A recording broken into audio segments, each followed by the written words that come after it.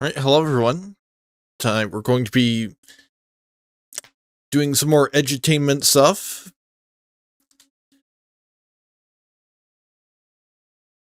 Currently I've got Word Blaster, well it's Writing Blaster, Word Muncher, and another Eyewitness is Encyclopedia.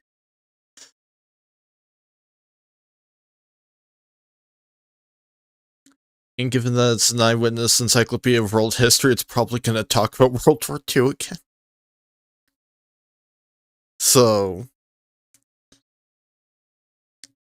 I'm going to give Writing Blaster and Word Muncher each an hour, because they're kind of meant to be part of the same segment. And then for the last 2 hours, that's gonna be the eyewitness thing. Let's get right into it.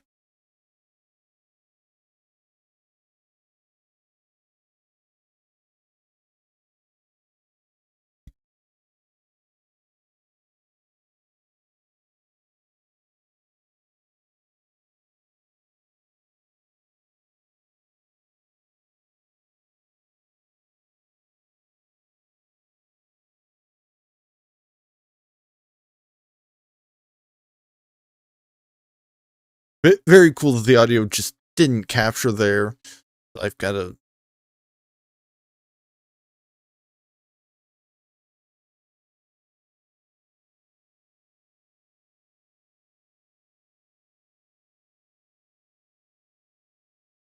I'm just gonna end the task.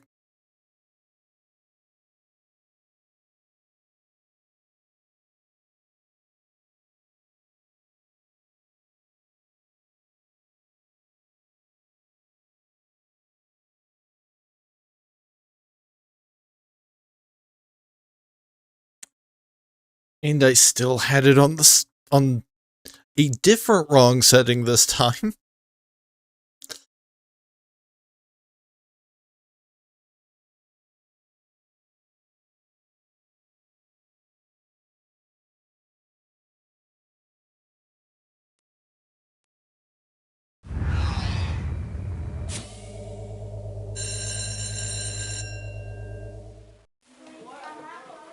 Good morning, class. Let's see who's here today. Please sign in on your digital desk. Right, now we can properly do this.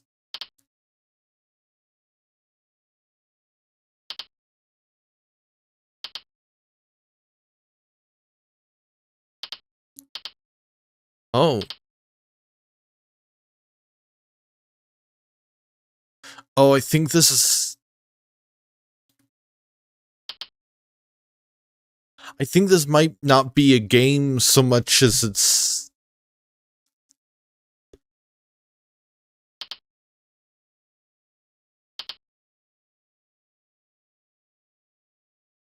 This certificate is awarded to a real winner, signed by...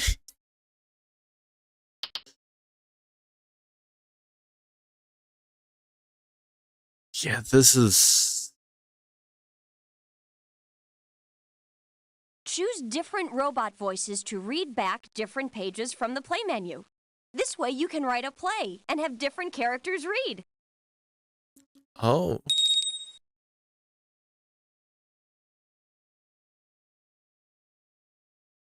I can record my own voice, but I'm not gonna do that. I'm already doing that, technically.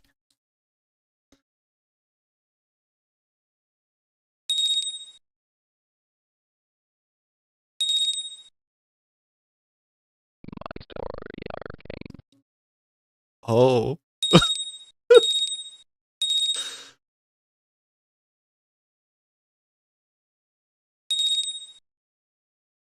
My story arcane.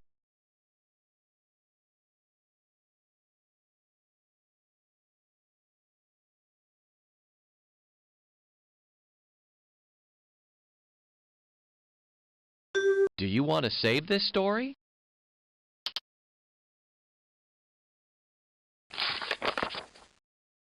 Oh, this has potential.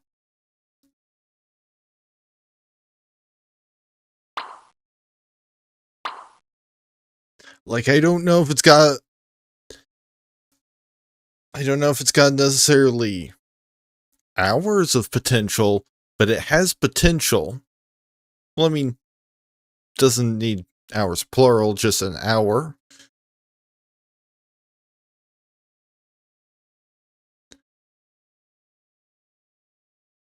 Vulture.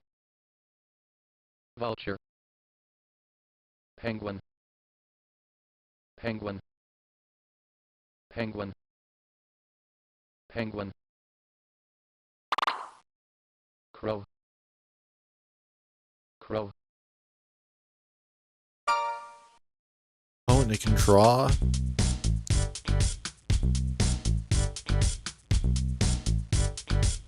What? Why? Does it make music?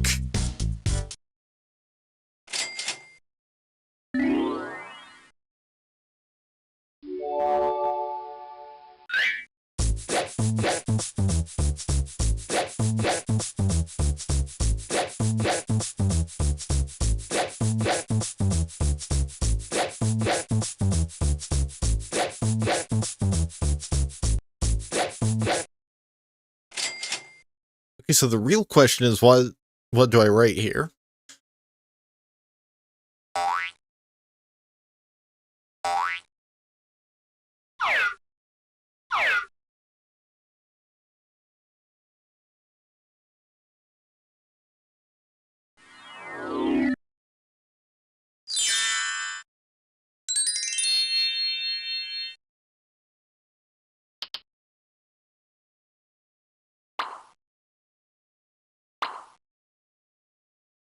Blaster nut. Dancing. Falling. Flying. Blaster nut. Bacon. Bread. Bread. Butter. Butter. Milk. Milk. Pancakes.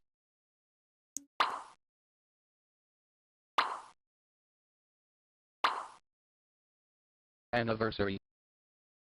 Clown. Clown. It's like, Dress. because like I need to write something Hat. for it to read out.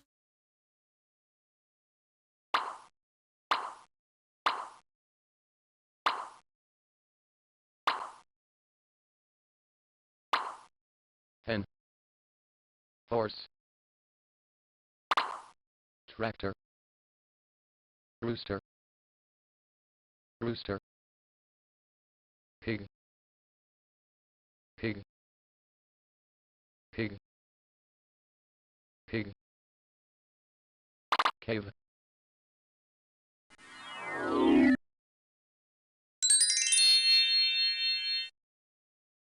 Plum. Plum. Plum. Plum. Plum. I also don't seem to have any option to actually do anything with these Plum. stickers. Plum. Like, we can make it say plum. Plum. Plum. Lemon. Lemon. Lemon. Lime. Lime. Peach. Pear. Pineapple. Watermelon. Orange. Strawberry.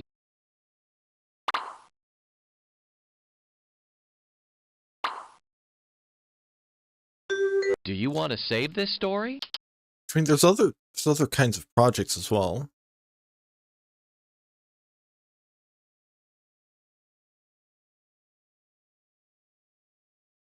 So, like, it's...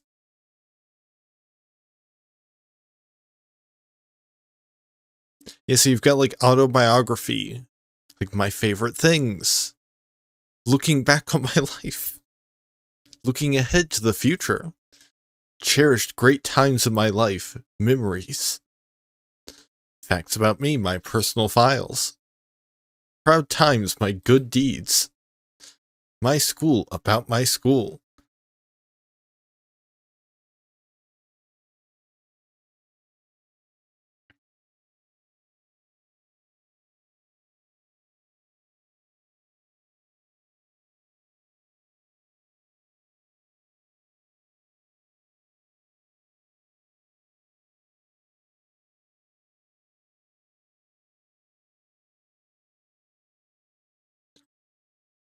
I mean, honestly, the greeting cards have some potential.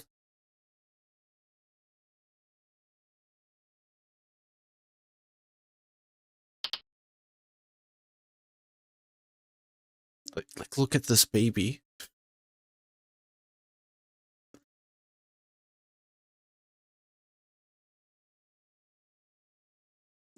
And A new baby arcane.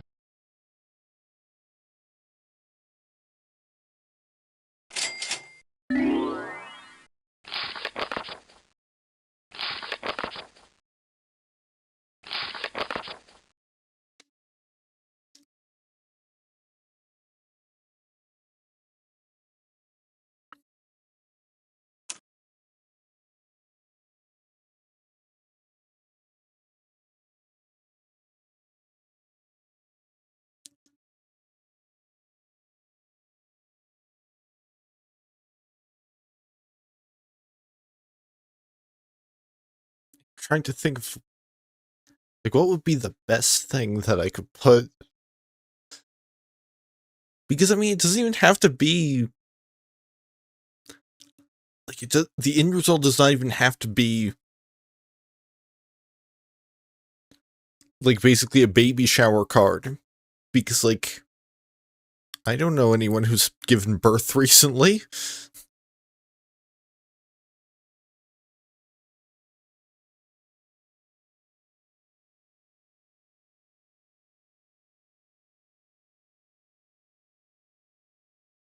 You know what, actually? You know what could be?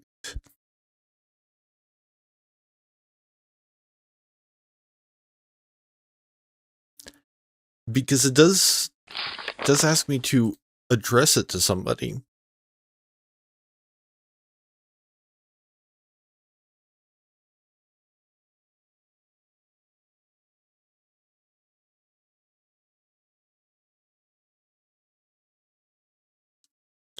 Okay, recent celebrity births. Let's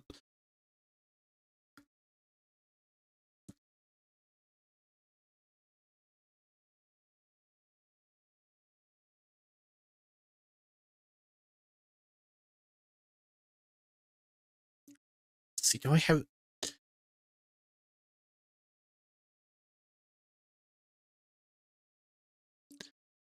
Are any of these names at all familiar to me? I have some doubts.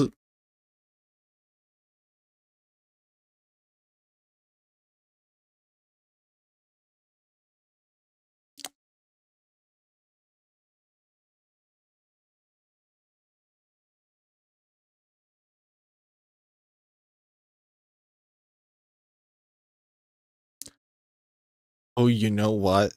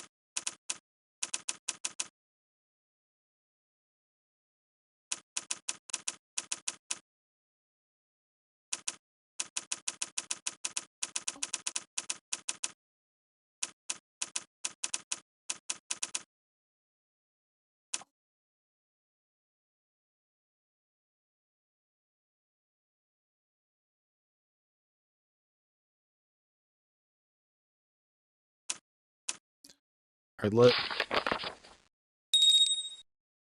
A new burger.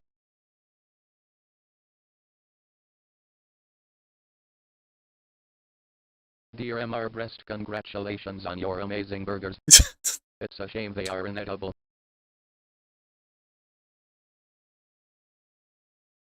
oh, and the baby's here again. You know, I can do better than that. I've just got to think on it.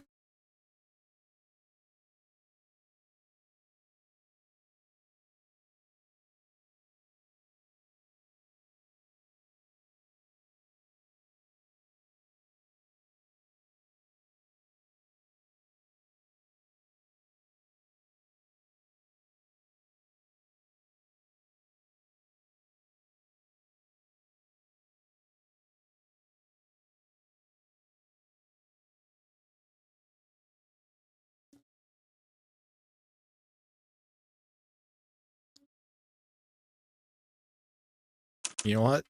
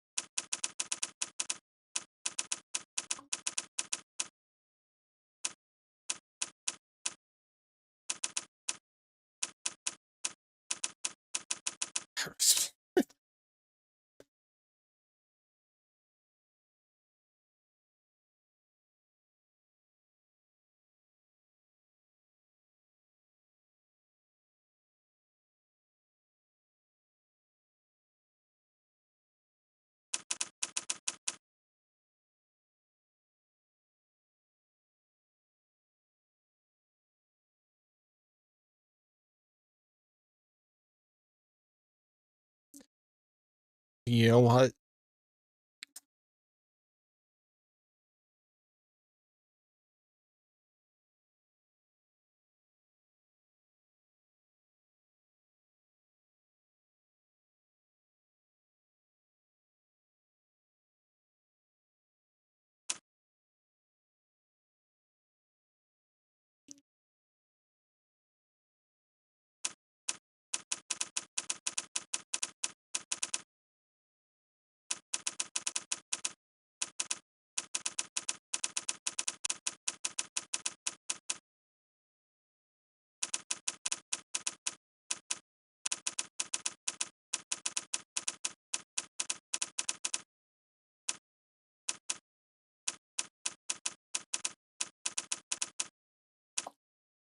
You know, I'm gonna, I'm not going to have this be for me. I'm just gonna kind of make somebody up.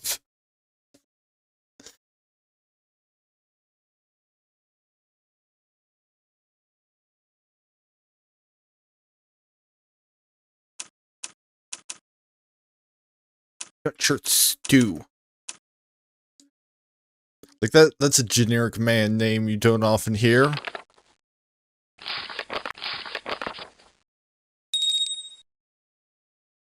Get well soon.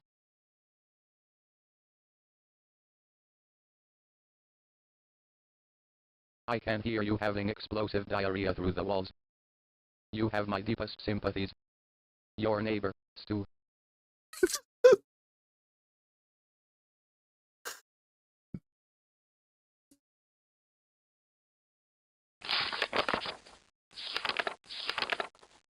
Oh, they can add more.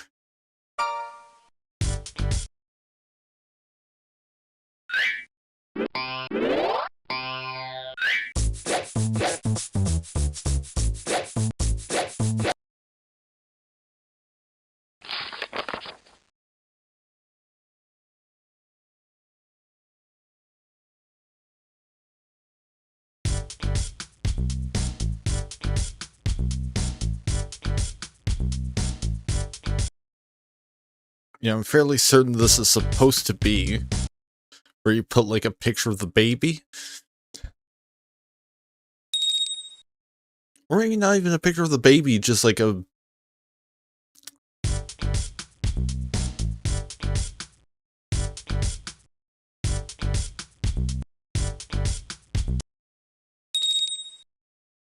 Get well soon.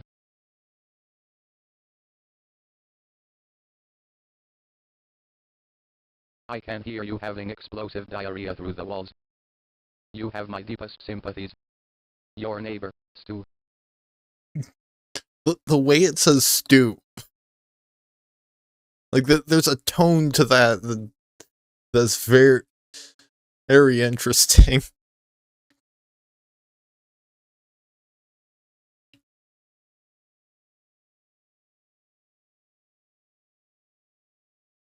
You know, let me just real quick. Yep.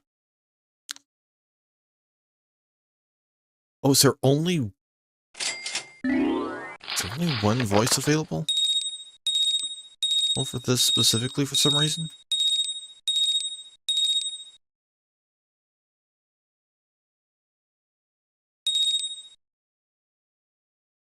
Get well soon.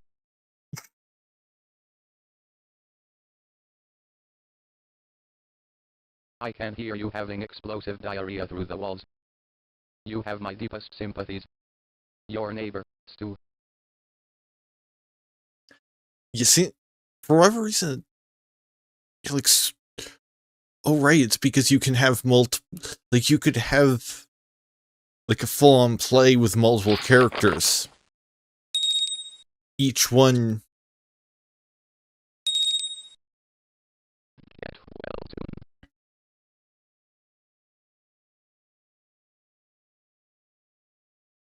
I can hear you having explosive diarrhea through the walls. You have my deepest sympathies. Your neighbor, Stu.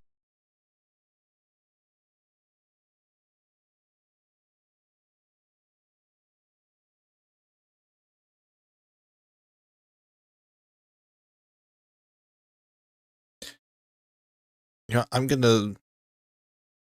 just gonna play it real quick to get a clean clip of it. Get well soon.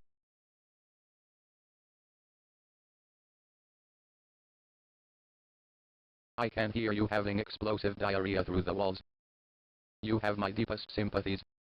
Your neighbor, Stu.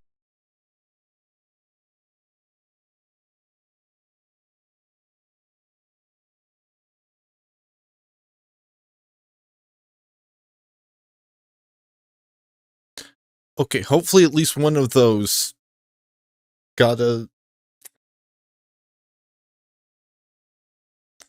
good clip.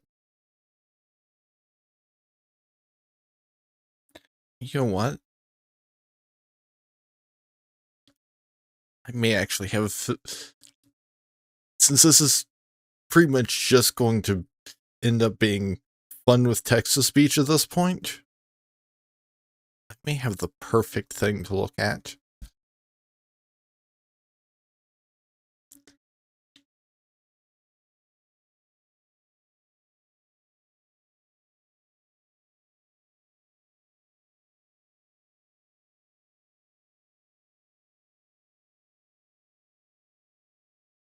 Yeah, I currently have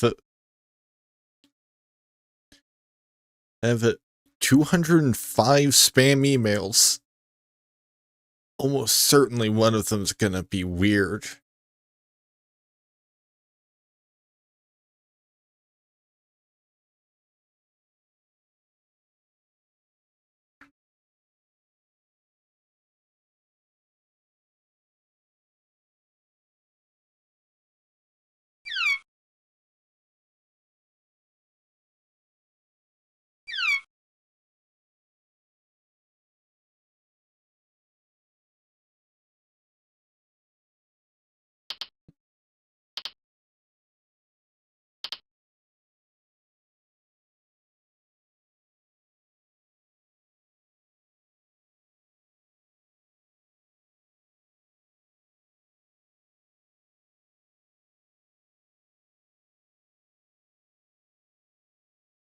How,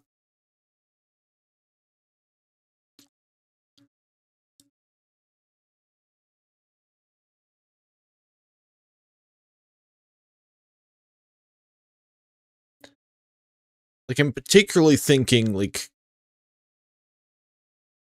I pretty much always have like a horny spam email. Like that.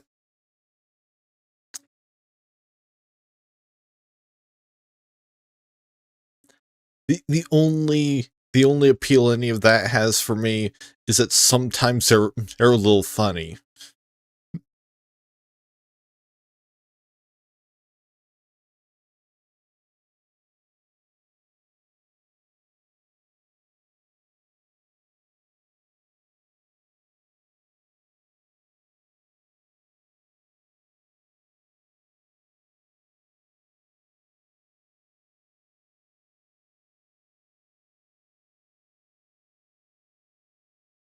So interestingly, I'm not.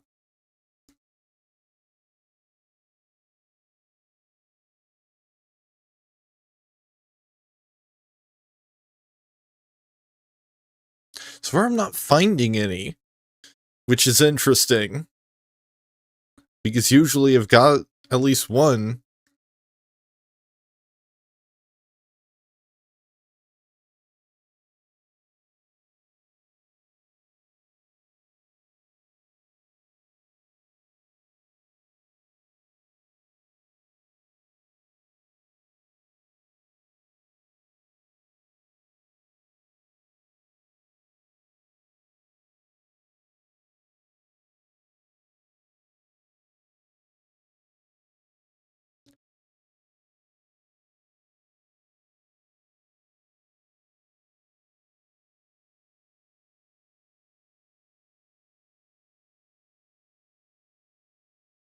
Yeah, I actually don't have any.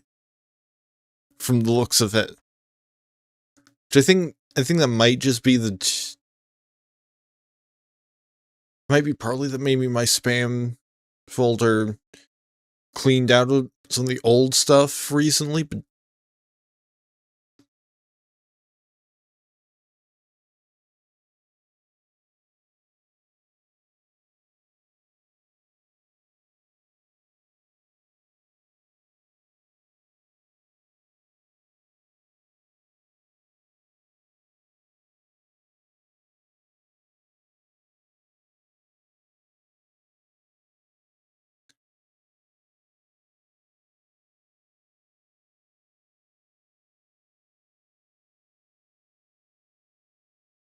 yeah, it's all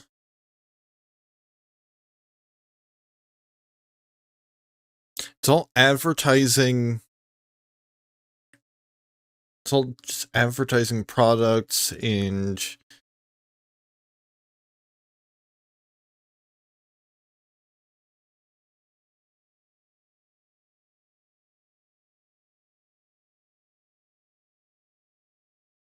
something about manufacturing for some reason. Even though, like, I'm not at all in a related field to that. Like, I don't know why I would be.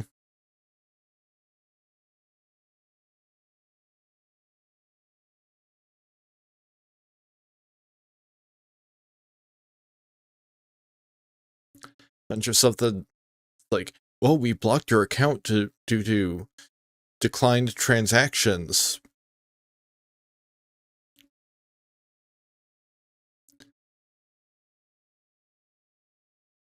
That's almost certainly going to lead into send us this information so we can verify your identity, and then they just use it to steal your identity instead.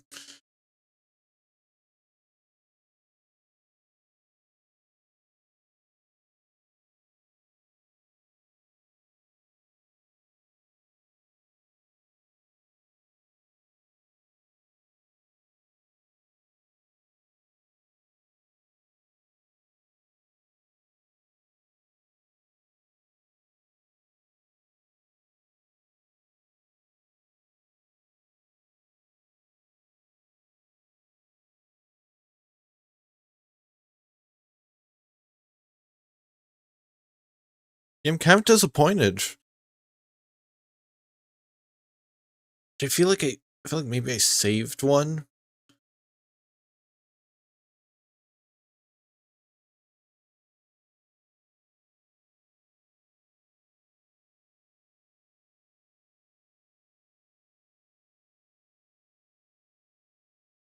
Surely if I had it like starred or something.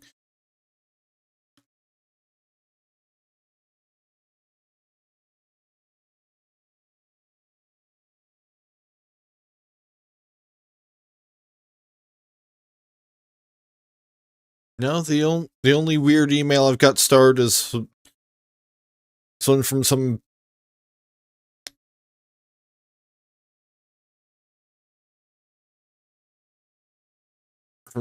construction company saying, really nice to see your project is enhancing San Diego skyline. Do you think you could benefit from some extra runway to expand your offerings? Like, I don't think I've had any impact on the San Diego skyline.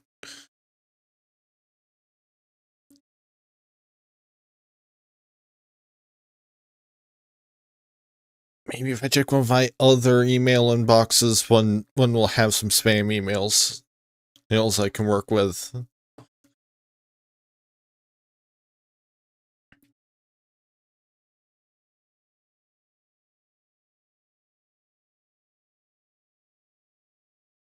Because I guess, like, the...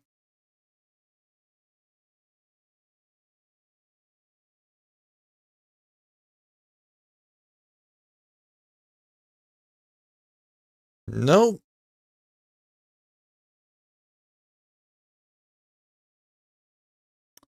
Nope, not this one.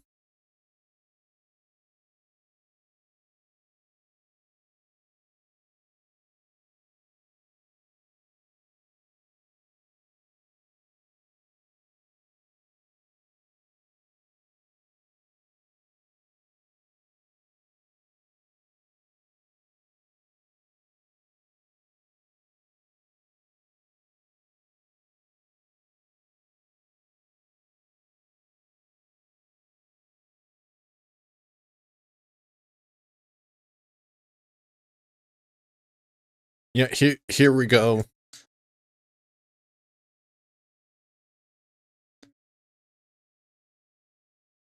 Because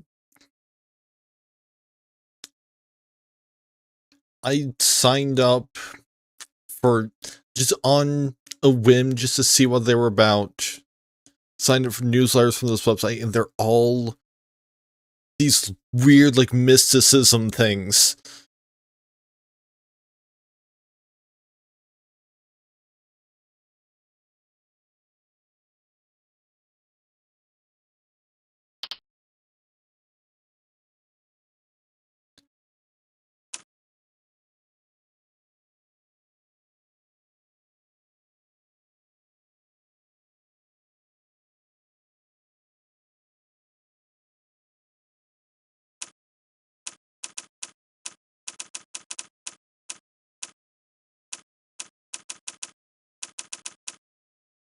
So you know what?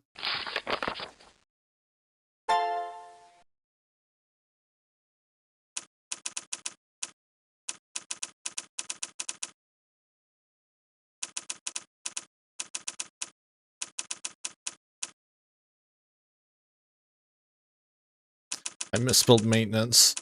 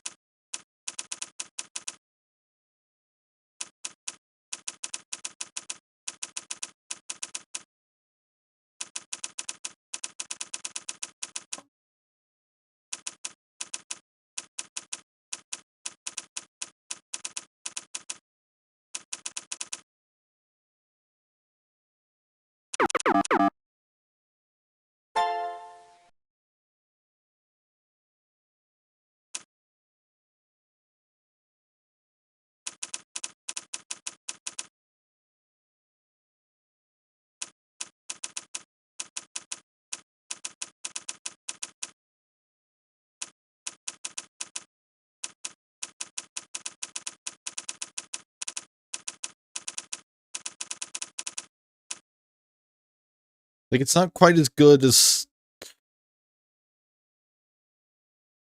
as one of the horny emails I get offering access to some private album.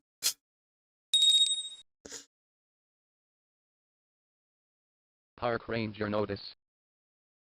During our routine maintenance, we discovered something extraordinary carved into the bark of a 2,000-year-old tree. Your exact name appears etched into the ancient wood alongside mystical symbols that predate known civilizations. Ready to find out what this means?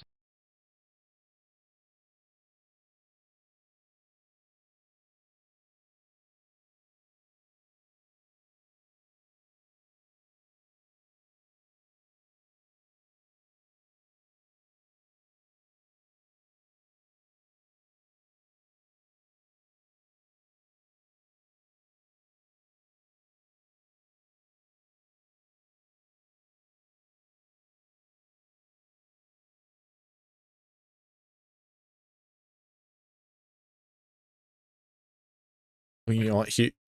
Here's a better one that I just found.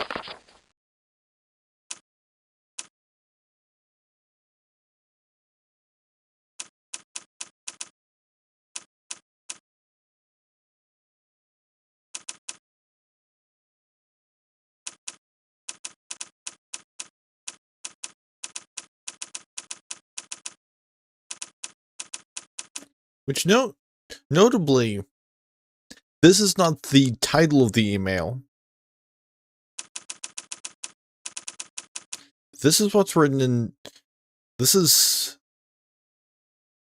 where usually you would have the name of the sender. The actual title is this.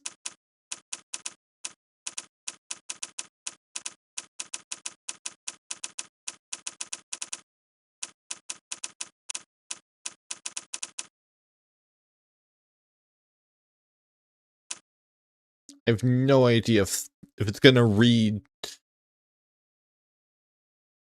No idea how it's gonna read the quotes. You can see, here's, and all of them are addressing as wood texture because that's what auto-filled. So I just went with it.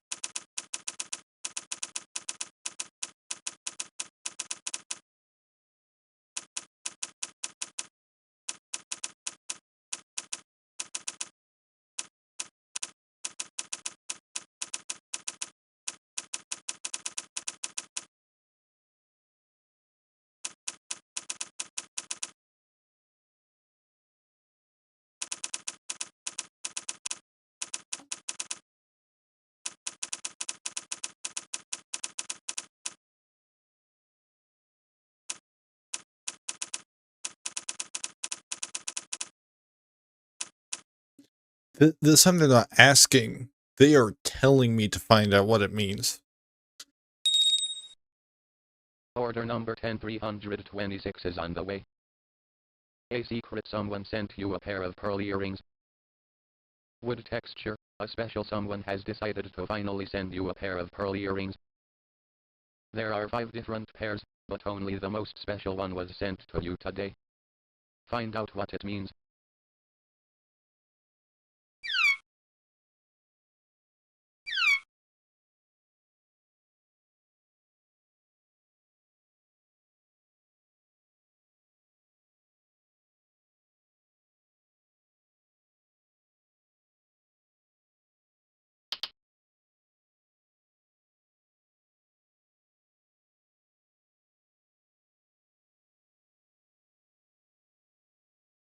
Just one thing that I'm thinking about is,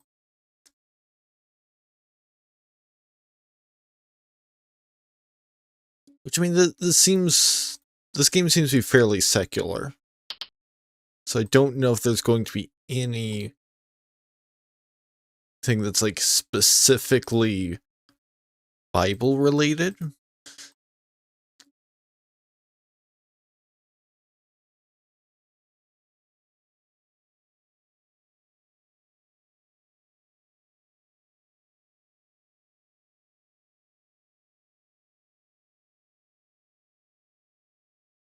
I do know one version of the Bible that we could have some fun with.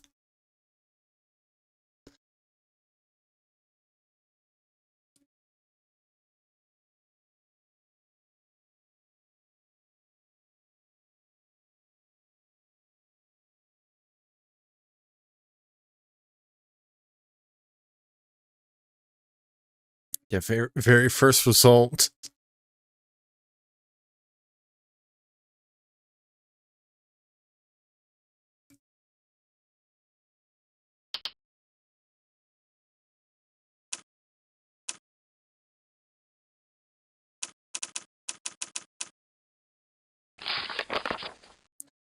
It's gonna take a while.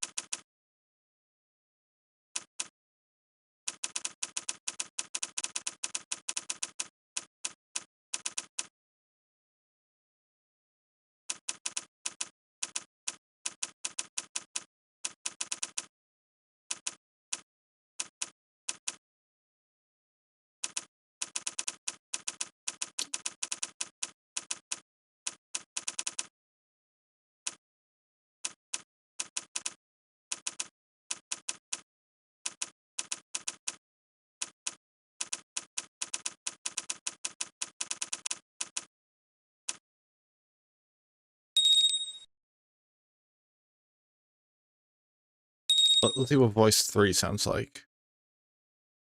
Genesis 1. 1. In the very start, God made the sky and the earth. 2. So basically, the earth was a hot mess. It didn't have structure or anything, just emptiness and darkness all around. But then, the Spirit of God started doing its thing, cruising over the oceans. 3. The God was like, yo, let there be light, and boom, there was light.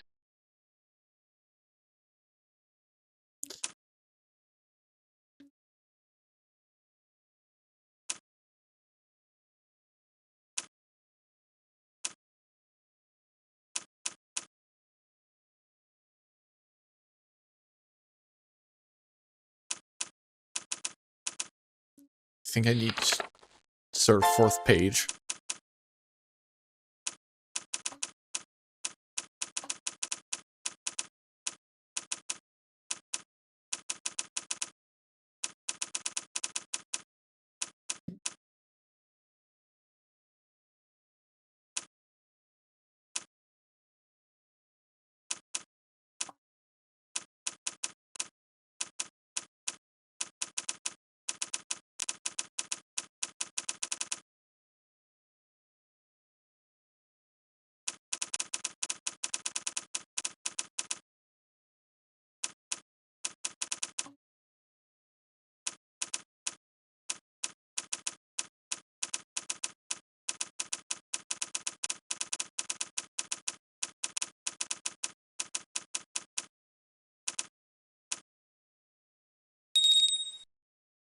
Genesis 1.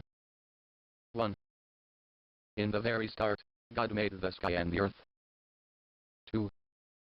So basically, the earth was a hot mess. It didn't have structure or anything, just emptiness and darkness all around.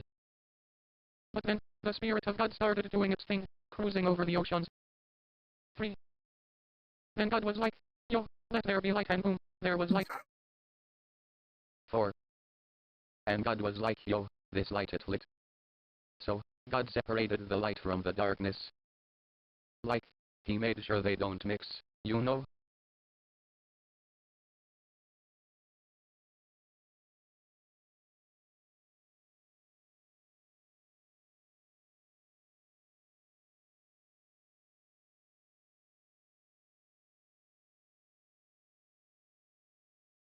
So the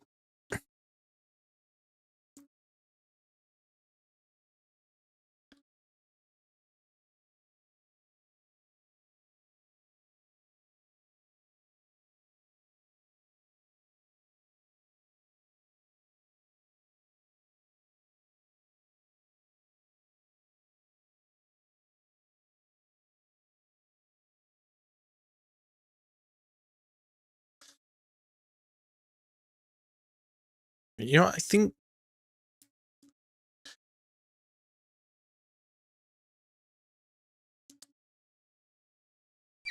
we've kind of done everything that that particular title has to offer. And that will give an extra 13 minutes for Word Muncher.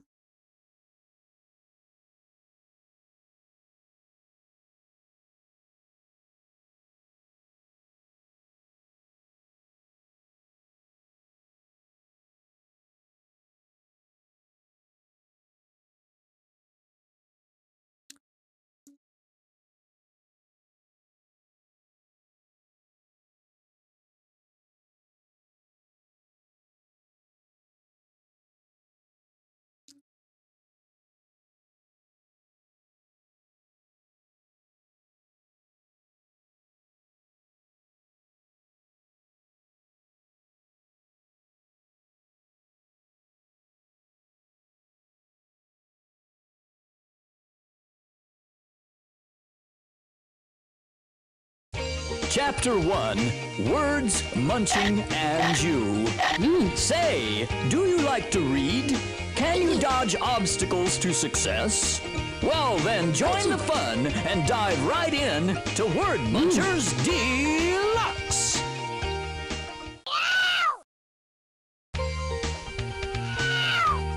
Huh?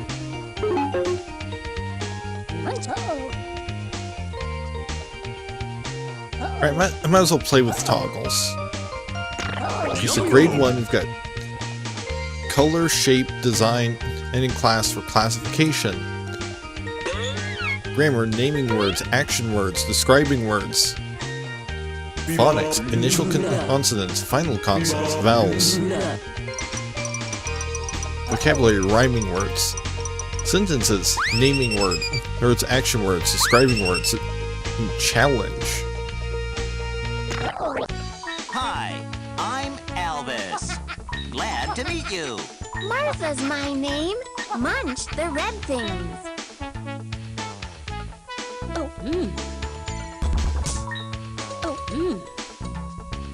Guess I just have to munch everything that's red.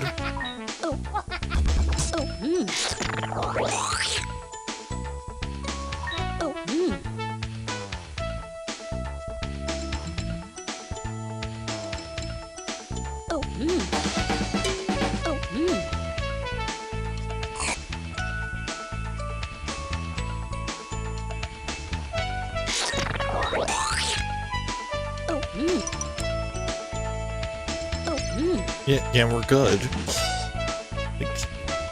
Find those triangles.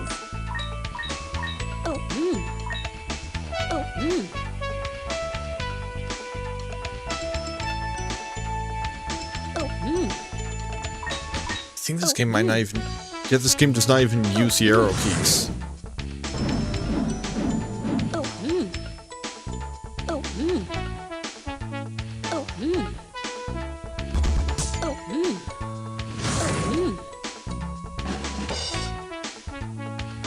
Nab the dotted things.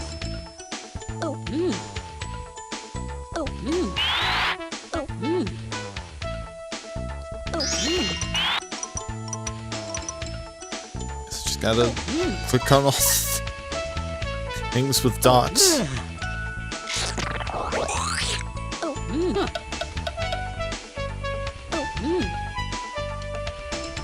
And not get eaten by like a caterpillar with a pompadour twice. Zub ate your muncher.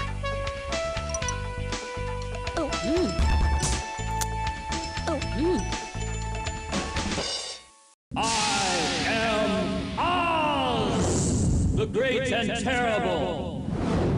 Why do you seek me? I've come for my brains, remarked the Scarecrow a little uneasily. Hereafter, you will be a great man, for I have given you a lot of brand new brains. Say something smart, said the Lion. Force is equal to the universal gravitational constant times the mass of the first object times the mass of the second object over the square of the distance between the centers of the two objects. What does that mean? Asked Dorothy.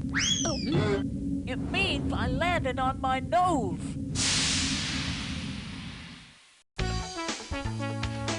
Munch those vehicles.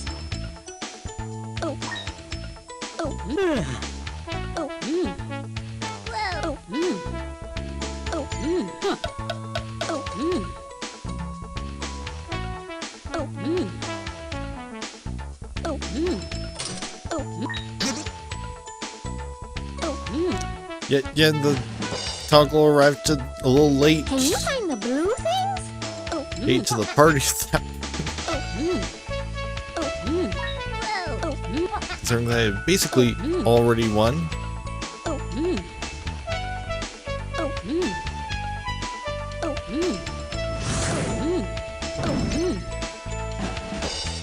But I mean, you know. Can you eat the squares?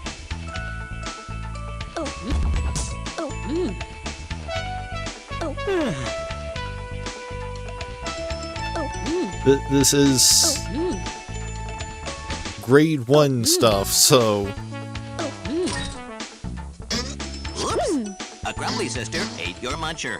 Listen, sis. Although I am down to my last life, so. Humpty Dumpty sat on a wall. Humpty Dumpty had a great fall. In a muncher he tried, he did the best he could. But when he was done, Eggy didn't look good. Can you eat the striped things?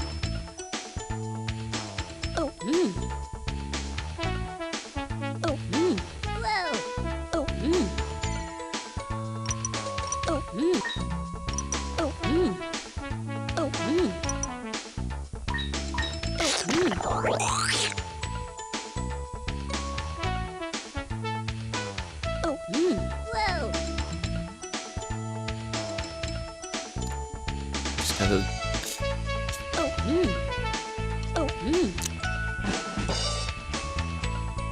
Can you munch the cars?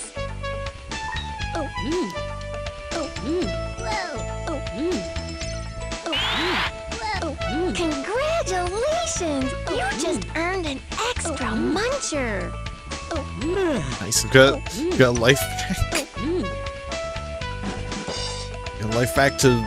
Eat the green things. Probably squander at some point.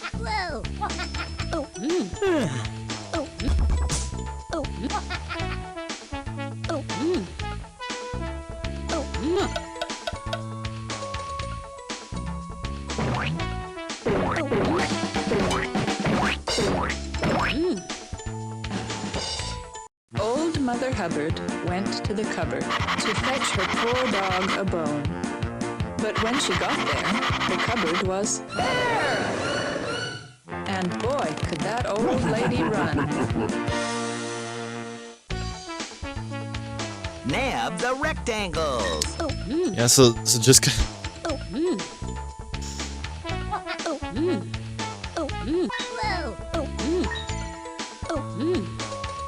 Yeah, this is kind of the...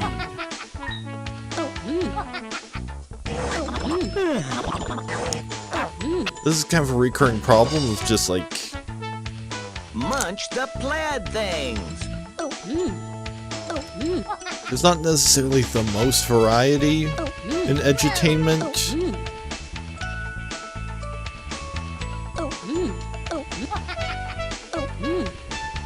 Like, they tend to keep the gameplay fairly simple to focus on the educational aspect. Munch the trucks.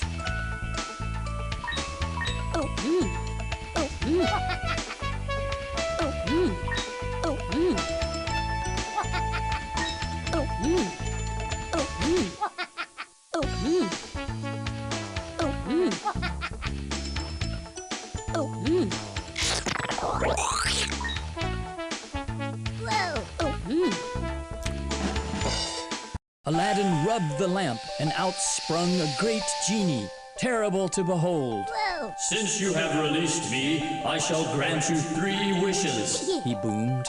Aladdin thought carefully and told the genie his wishes. You have chosen wisely, Aladdin, replied the genie.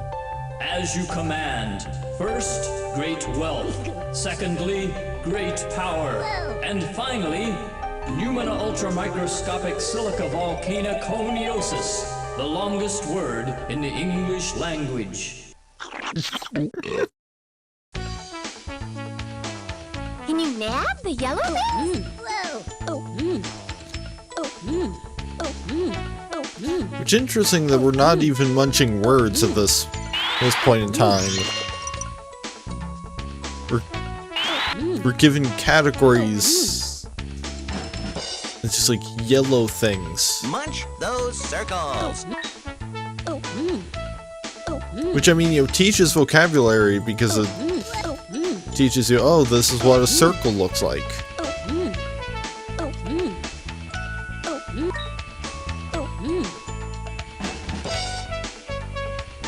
Can you eat the food?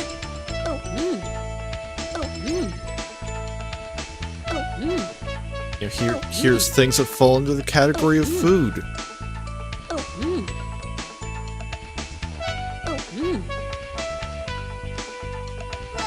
Despite the fact that you've been munching all of these things this entire time, this time... Jack was tired and disappointed that his magic beans... Find the orange I accidentally clicked...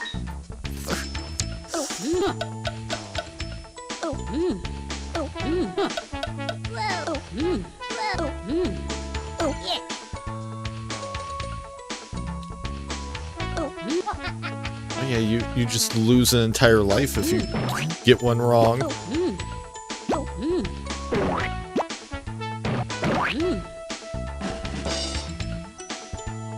Eat those box shapes.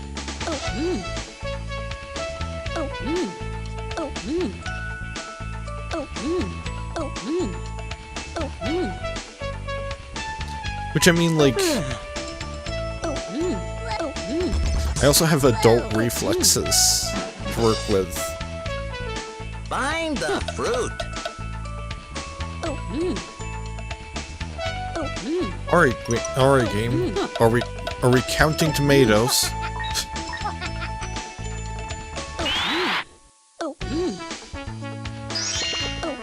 I'm just gonna leave the tomato for last just in case it doesn't count.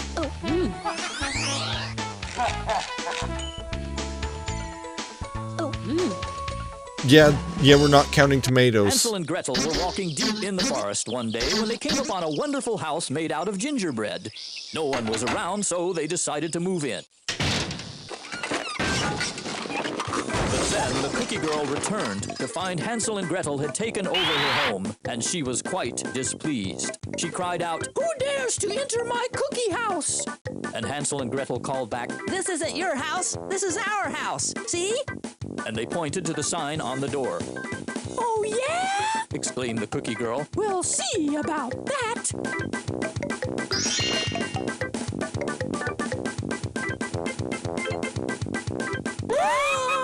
Sighed the cookie girl. Home sweet home. Can you munch Alright, the we've purple got another thing? hour of this. Oh. This is because the timer from before just ran out. Oh. Oh. Oh. Oh. Oh. Oh. And I'm once again leaning too close into the microphone. Can you find the can shapes? Oh. Oh.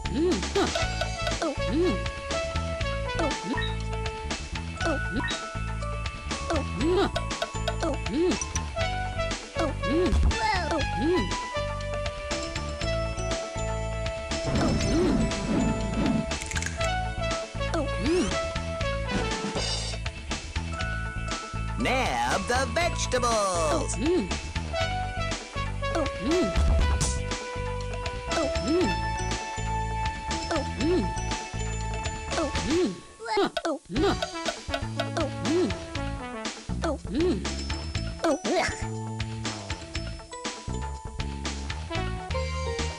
Yeah, that was a great.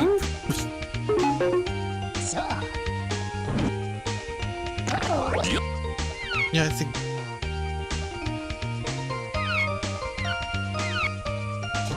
Yeah, I'm just gonna jump right to the grade 5 challenge. Hi, Antonyms I'm for neat. Elvis. Glad to meet you. Martha's my name. Can you find the antonyms for neat? Oh. Oh. Oh. Oh. Oh.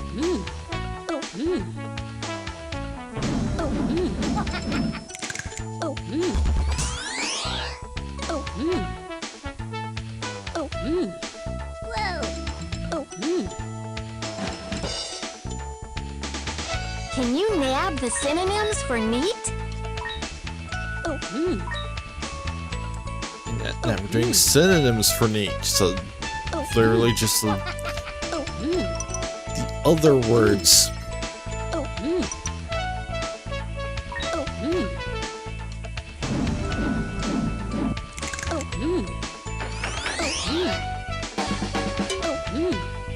Munch those words with A, as in hat. Oh. Oh. Ick. Yeah, because it's a different A sound. Oh. Whoa. Oh. Ugh. Oh.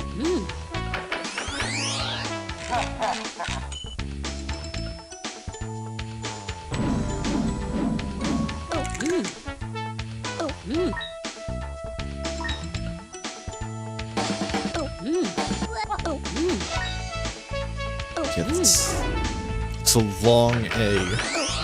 A specifically. Our story begins with Prince Muncher coming to the rescue of Princess Rapunzel. Ahem, Rapunzel, Rapunzel, let down your hair, cried Prince Muncher. Well, okay. Incoming! Eat the verbs. Oh. Oh. Oh.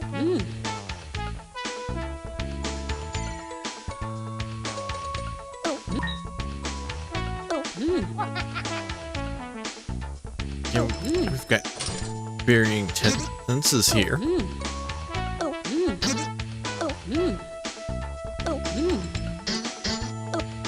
Oh no, a crumbly sister ate your muncher.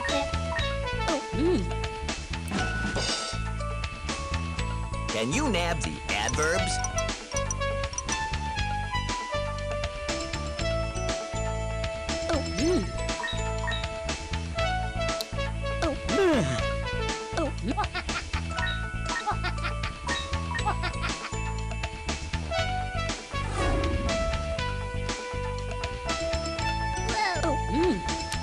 Madly, briskly, harmoniously.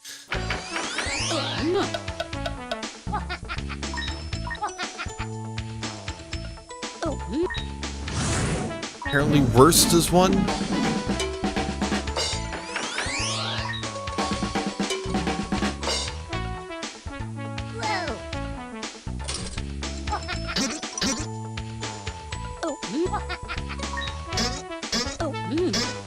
Oh, apparently there and somewhere Can you find the are on the adjectives? list.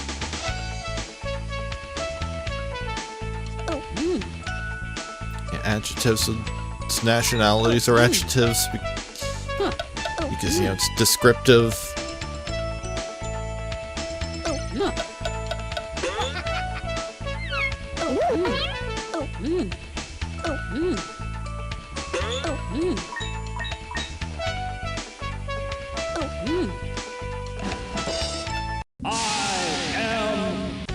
Can you find the nouns? Nouns, Canada. Manchester.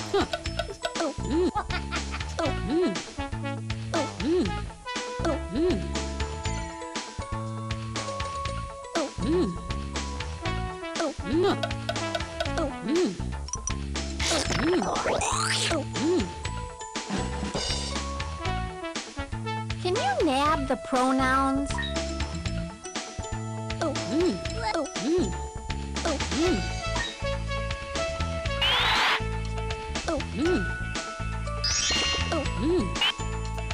Congratulations! You just earned an X.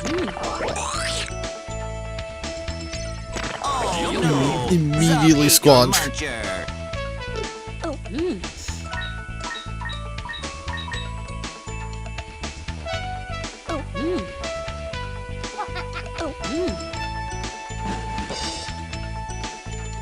Nab the interjections. This is gonna be a fairly easy one because most of them are just denoted with an exclamation point.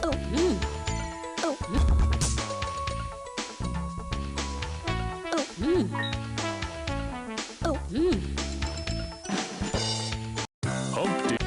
Can you eat the prepositions?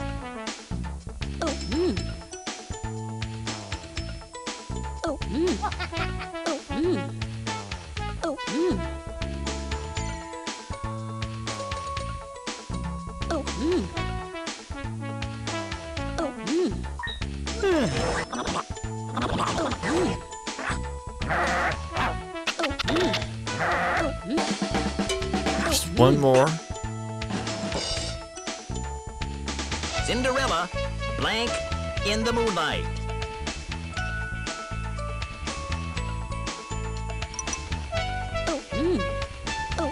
Like it. Okay, it's just present tense verbs.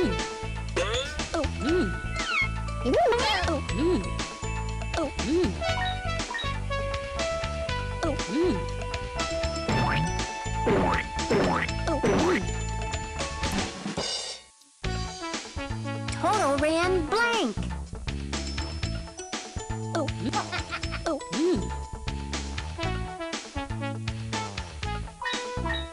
Yeah, this category, these types of categories are apparently just any word that will be valid to finish the sentence. Old Mother Hubbard. Dorothy is so blank.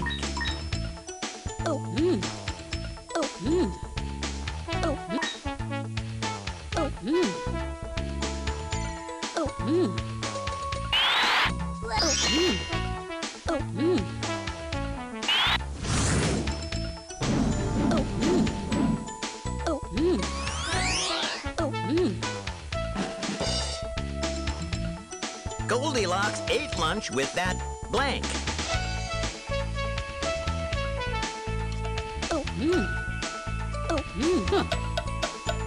It's just any singular adjective, any singular noun, and that was plural. I think it was nephews, carpenters, or something. Hi, I'm Elvis. Glad to meet you. Can you find the antonyms for neat?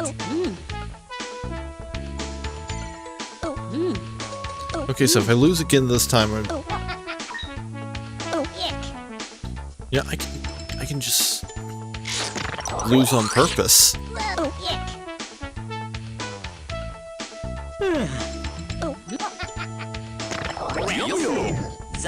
ate your muncher.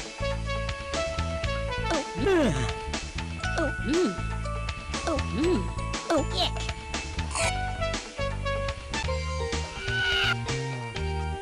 There we go. Now it's gonna be random, so that Hi, I'm Elvis. Glad to meet you. Martha's my name. Can you munch the adverb adverbs for for when? when, so the effects is related to timings like never, lately, finally, I guess, soon.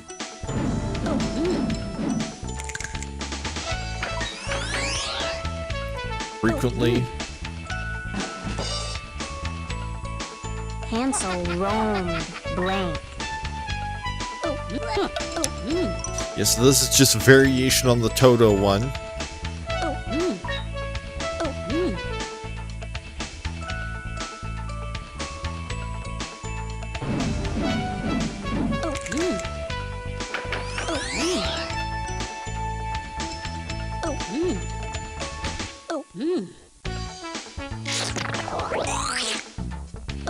I guess the way? Oh, I missed an everywhere. So that and a there. Next year, Cinderella, blank. Yes, a future tense.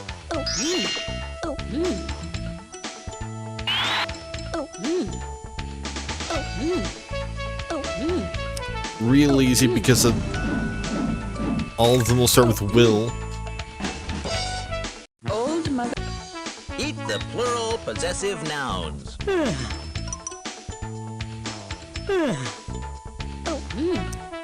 Yeah, so anything, pretty much anything ending in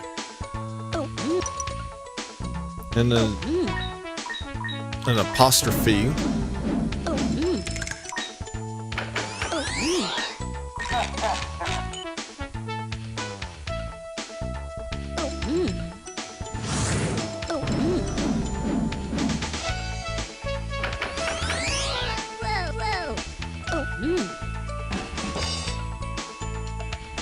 Munch those words with R, as in car.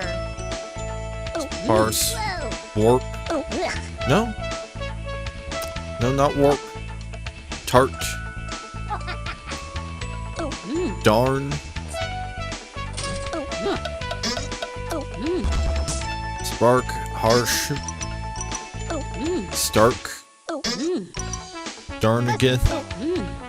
Harm. Marsh. Get him.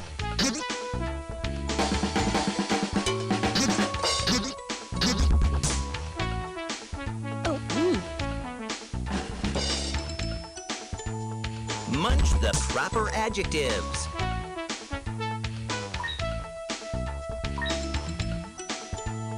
That should be something like Norwegian. Yeah, it's all gonna be nationalities, isn't it?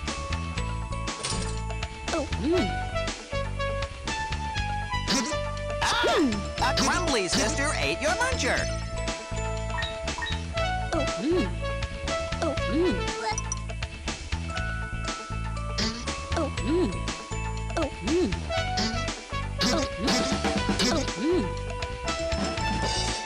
Aladdin rub. Rapunzel is the blank of all.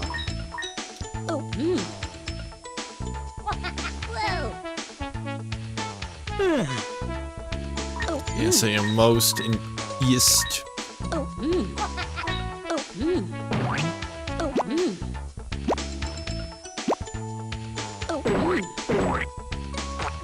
Rapunzel is the blank of all.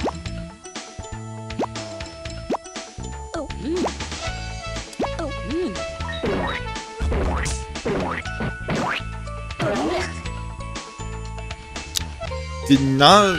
I don't think I even really clicked on that one, but okay.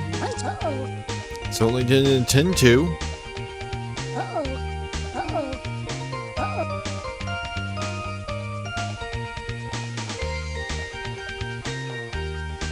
And I'm hunching over again.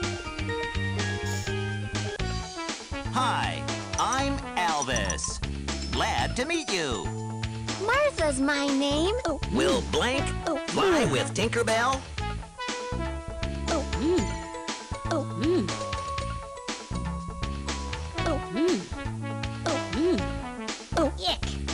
Oh yeah, that's possessive.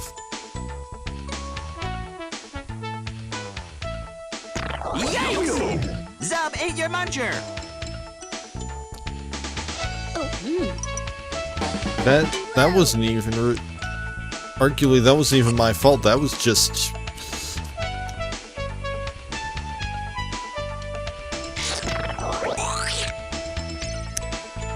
That was just my muncher deciding to move in a bad direction.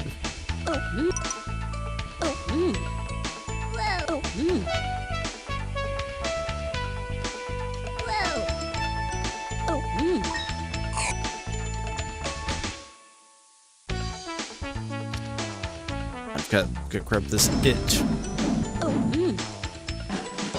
To finish the level. Can you nab the pronouns?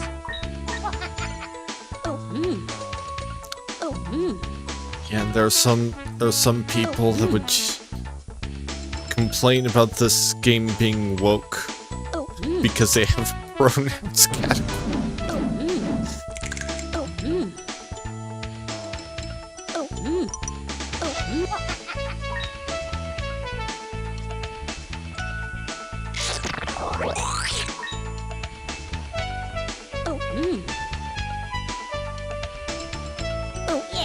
Don't eat guest.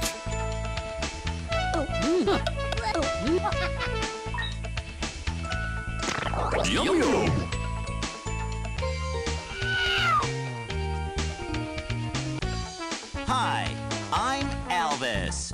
Glad to meet you. Technically, they have multiple Why did Blank pronouns categories.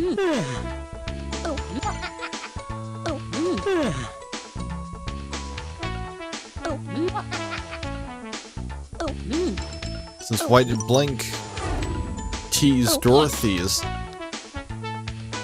also a pronouns category. He just a more limited one.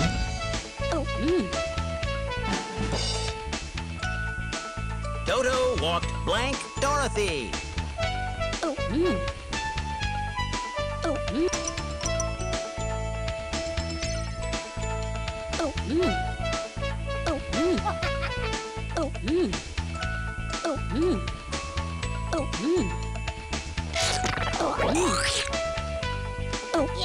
Don't eat O.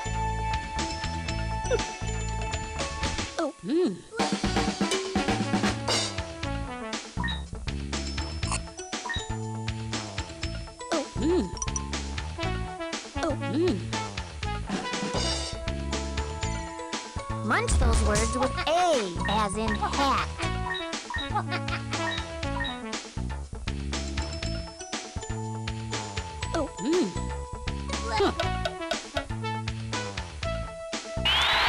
I don't think pale is one of them.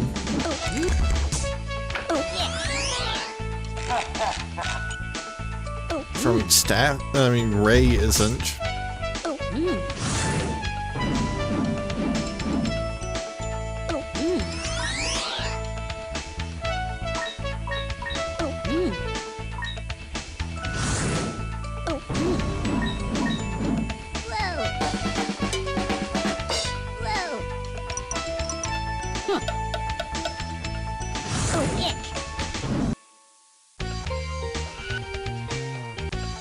Hi, I'm Elvis. Yeah, it's really the ones that Martha's my name. Munch the proper adjectives. ones that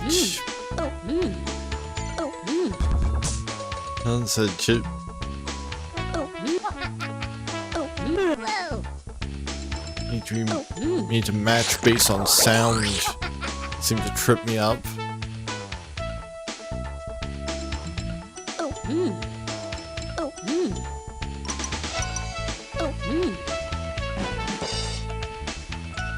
Can you eat the prepositions?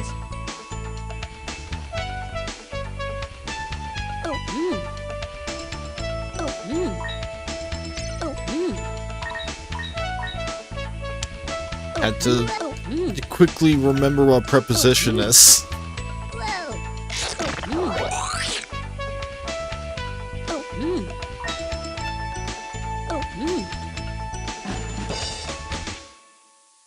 Munch the proper adjectives. And I was clearly too close to the microphone again.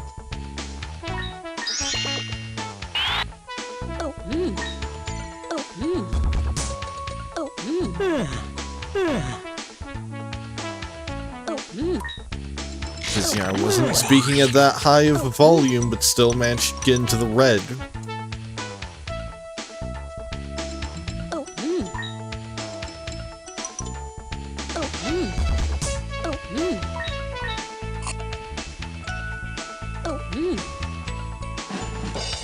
Once there was a pig named Wilbur who lived on a farm and was happy as any pig could be. Then one day someone mentioned to him that he was likely to wind up becoming someone's breakfast if he didn't do something about it, and soon. Charlotte, a spider who was Wilbur's dear friend, devised a plan to save his bacon and spun the words, "Some Muncher," into her web.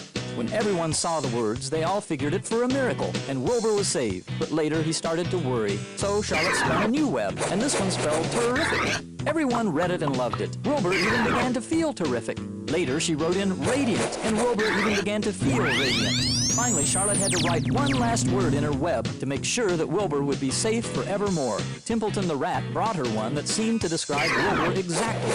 Unfortunately, when he saw that word, he started to feel that way too. But eventually, the emergency squad got him free, and he got to be on television. Can you eat the prepositions?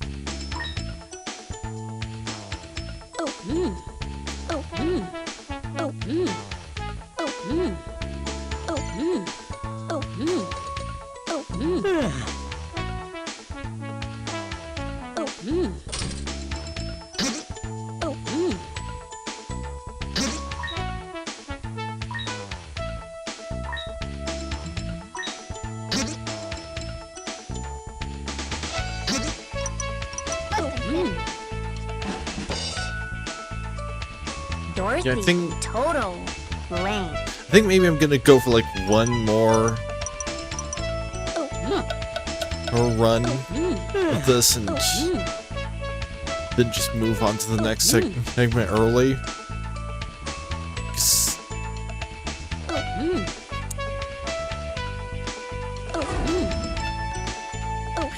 kind of getting bored.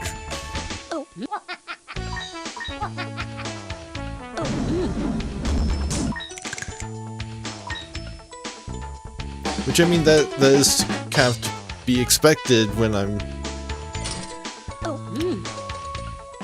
playing a game for I blank race Peter Pan.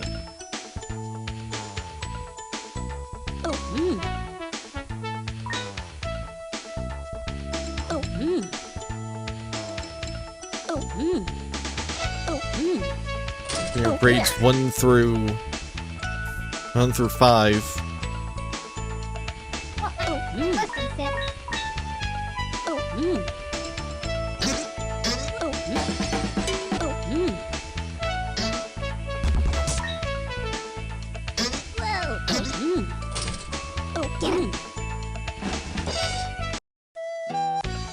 Can you find the singular possessive nouns?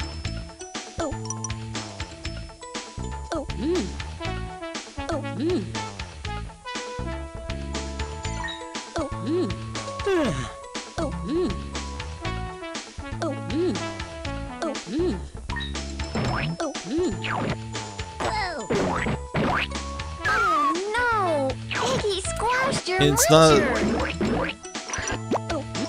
It's not like this is even like. Eat the antonym for thin.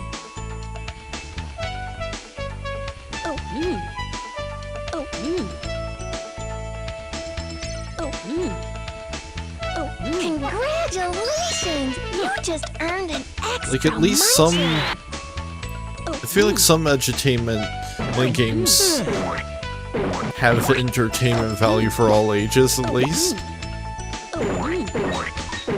I just don't think this is one of them necessarily. Nab those words with ooh, as in moon.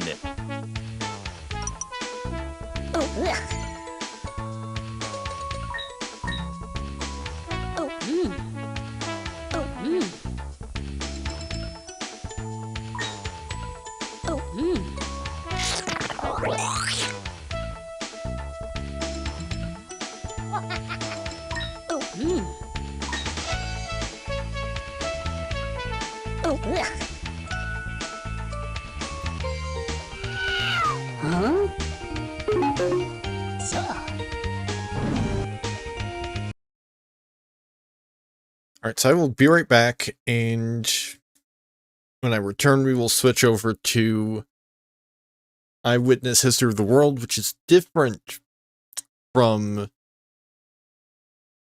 the previous history thing that I did last September, because that was Chronicle Encyclopedia of History, which is different. Same subject, possibly even some of the same content, because, I mean, it's history. It's world history, so there's gonna at least be repeated topics, most likely. Because, like, I guess, it's... Well, I mean, it's a wide subject, so might not. But at the same time, like, Chronicle Encyclopedia of History kind of covered a lot of ground. So...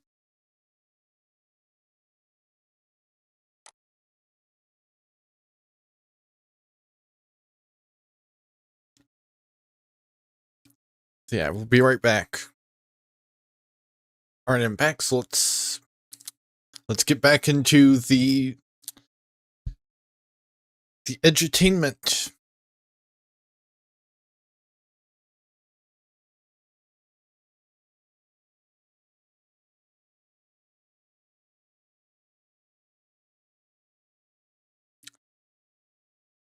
Yeah, of course I've got to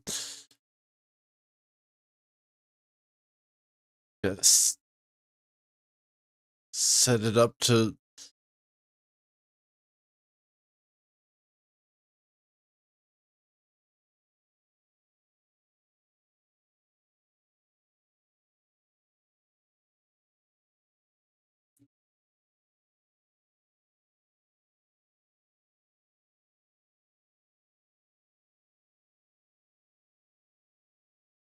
be using the correct CD. Because this is all ISO files, but it still matters whether the correct ISO file is currently mounted.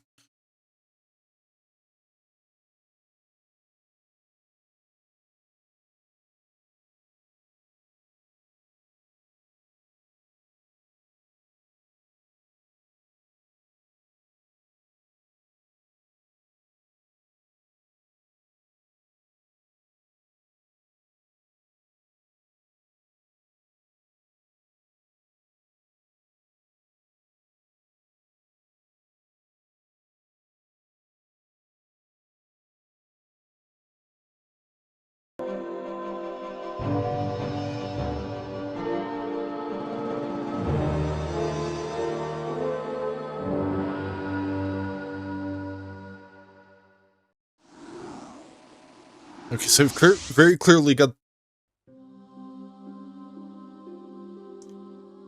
I've already got it running. So we've very clearly got the same setup as the one for nature. So categories we have... So time periods we've got Ancient World up to 500 BCE. Classical World, 500 BCE to 500 Common Era. 500 to 1100 is Age of Great Religions. Age of Conquerors is 1100 to 1492. The Age of Explorers is 1492 to 1600. 1600 to 1700 is expansion and trade. 1700 to 1825 is the Age of Revolution. 1825 to 1914 is Nations and Empires. 1914 to 1945 is World at War. And after 1945 is Modern World. You know, let's just rip the band-aid off.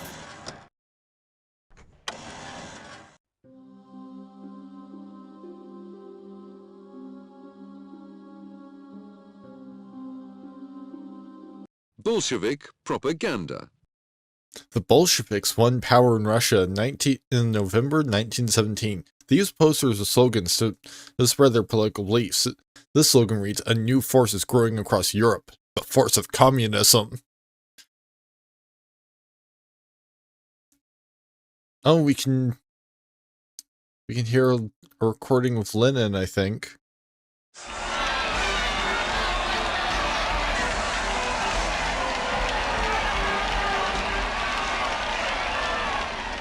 Sailors, comrades, as I greet you, I still don't know whether you have faith in all the promises of the provisional government.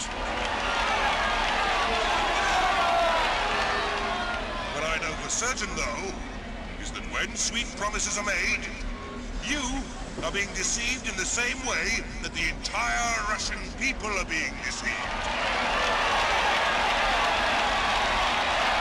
Sailors, comrades, we have to fight for a socialist revolution.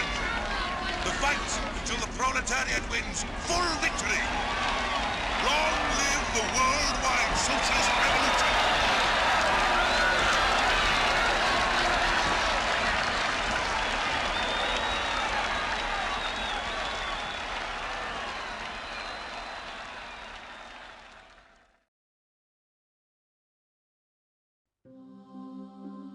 Jazz Age. Okay, here we've got something actually, pleasant. Something that's not about, certain European political movements. In the 1920s, jazz music became very popular in the United States. Many jazz musicians played in secret bars called speakeasies. These drinking clubs were set up when Prohibition banned the making and selling of alcoholic drinks in 1920. I'm not going to click the jazz because it might be a copyright claim. Although, it's 1920s.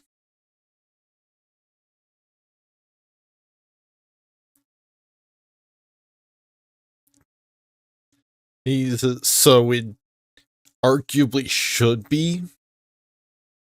Like, unless it's 1927 or something, it should be public domain at this point. Assuming that it's authentic 1920s jazz. And not like, oh, here's some jazz from 1930s. From, like, 1935.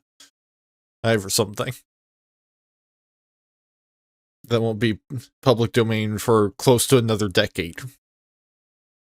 But then again, I've also been copyright claimed for stuff that is in the public domain.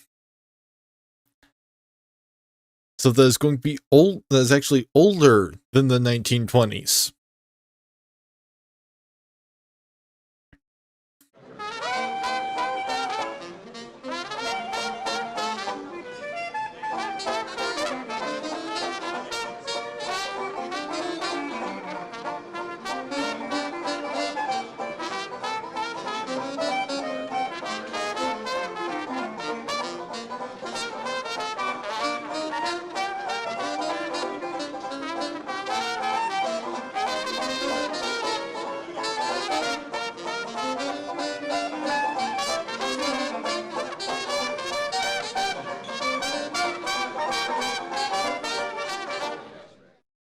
Alright, here's hoping that didn't just trigger a copyright claim. We will see I guess basically tomorrow when I get the upload up on YouTube, if it automatically detects the copyright.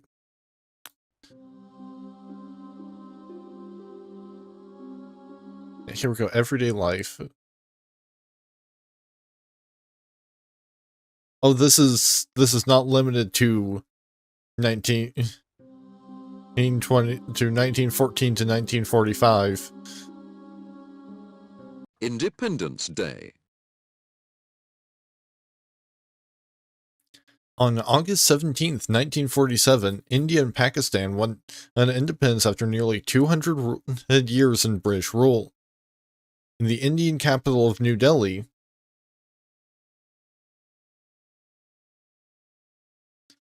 built in the 1920s, as a British imperial capital, jubilant Indians rejoiced in their newfound independence.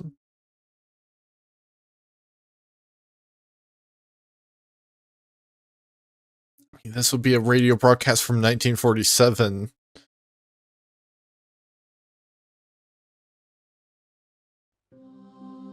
London Blitz. Yep. Yep, here we go. In September 1940, German bombers began in the London Blitz. It's the heavy nighttime bombing of the English capital. Every night, streetlights were put out and black curtains drawn on across windows so that no stray light would guide the enemy planes towards a target.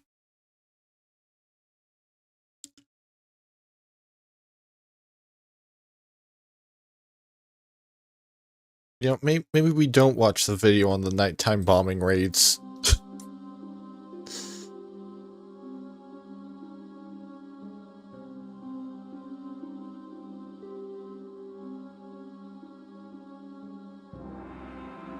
Gas attack.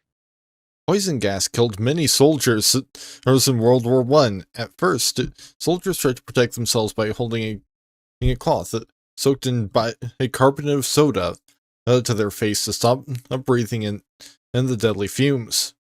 Gas masks were quickly produced to combat gas attacks and issued to frontline troops.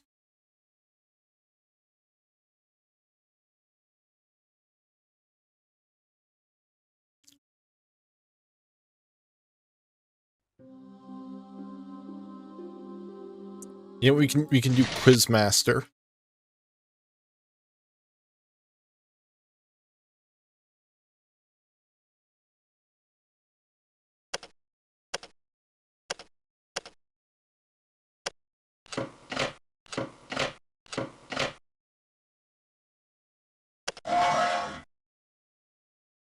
What title did the Greeks give to Hippocrates? He was the father of medicine. And so you have the Hippocratic Oath. Where was Muhammad born? Mecca? When did U.S. troops withdraw from Vietnam? I'm gonna say 1983. 1973? Okay, 10 years sooner. Who reformed prison conditions in Britain and France during the 1800s? Is it Elizabeth Fry? Which ruler founded the city of St. Petersburg? That sounds like a name somebody named Peter would use. In what country did the Industrial Revolution begin? In Britain. Which of these artists is most famous for his self-portraits? Rembrandt? In which country did warlords hold power during the early 1900s? It sounds like China. In what year were the first Olympic Games held? 450 BCE. 776 BCE. Which Christian saint renounced wealth and devoted his life to charitable work? St. Francis?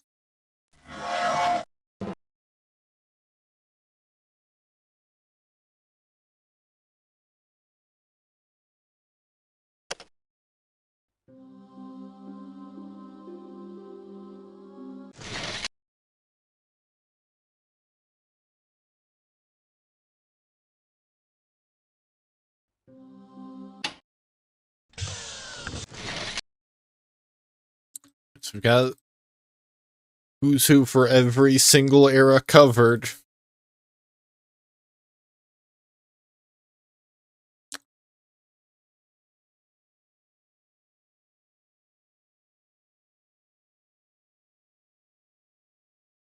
Yep, and there he is. They even included a portrait.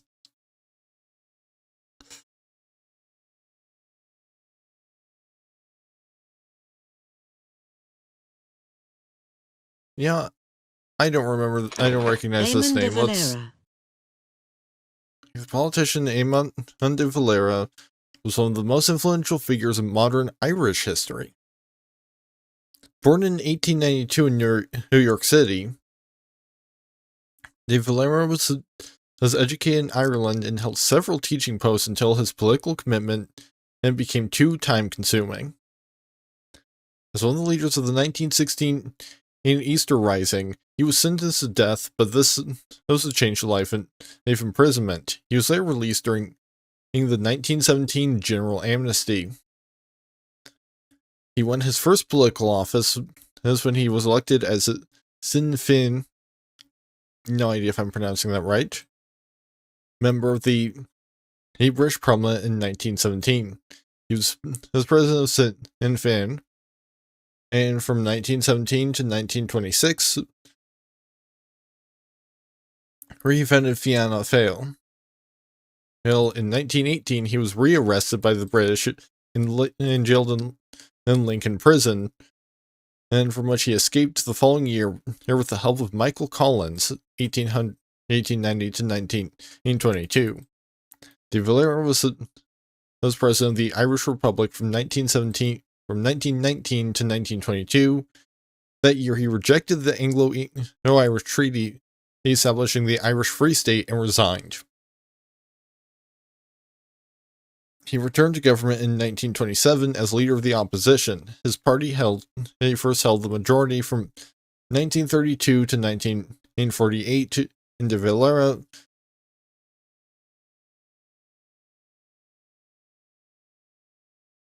was prime minister. He also held that post from 1951 to 1954, and from 1957 to 1959, and when he became president of the Republic.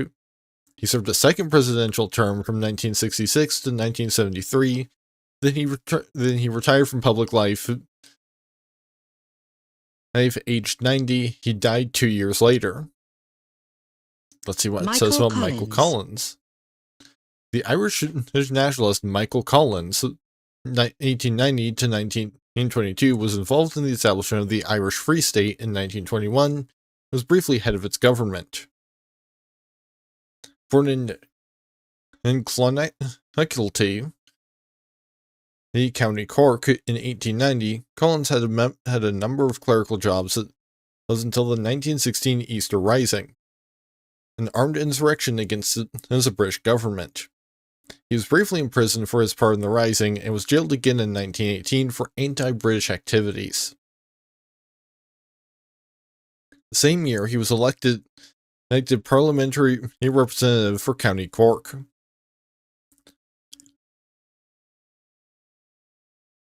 Collins was largely responsible for the escape of Eamon de Valera, 1882 to 1975, from an English jail in 1919.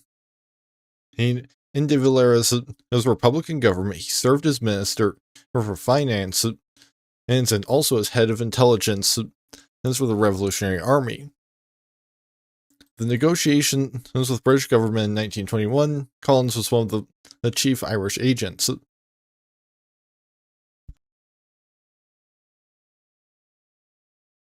was largely due to his influence that the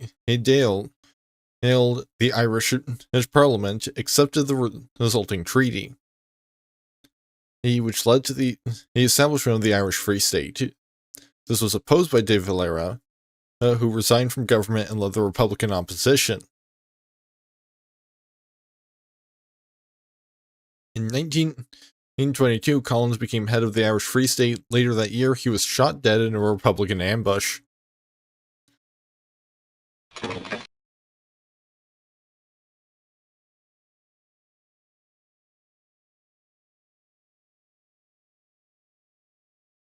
let's read up about Picasso. Pablo Picasso.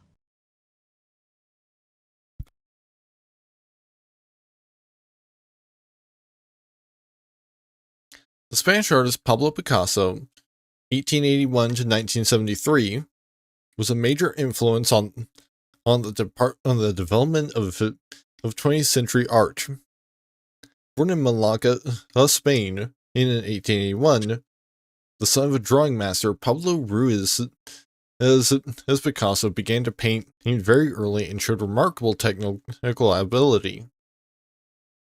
After training in Barcelona, he moved to Paris in 1900 and remained in France for the rest of his adult life.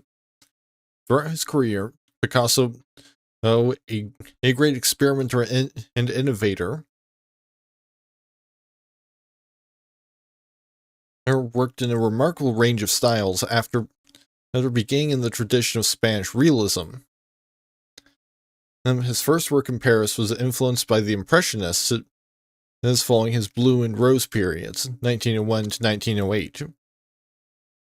He developed Cubism with fellow artists as Georges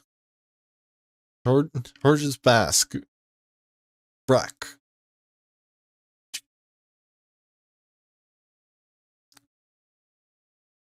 I guess would that just be George Braque?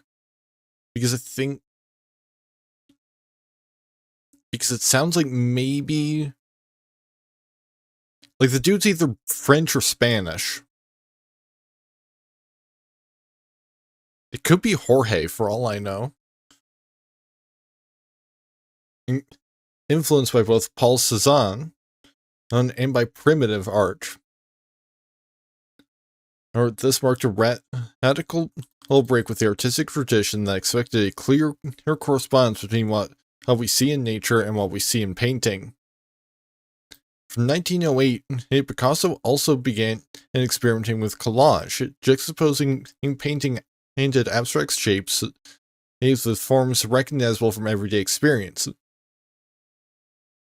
He also worked in sculpture and in pottery. Before and after World War II, Picasso's work reflected the violence of the times as Guernica, completed in 1937, which he painted in protest against the bombing of the town of that name during the Spanish Civil War, 1936 to 1939.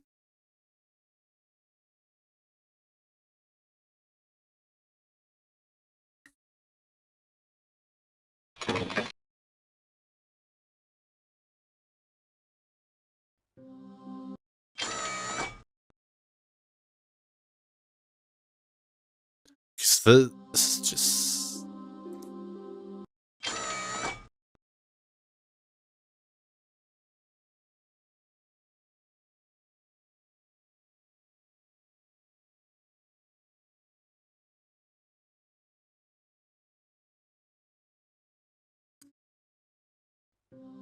Yeah, let's look at a different time period. Maybe what modern world?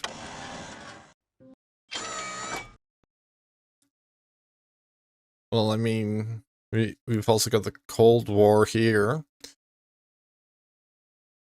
Vietnam.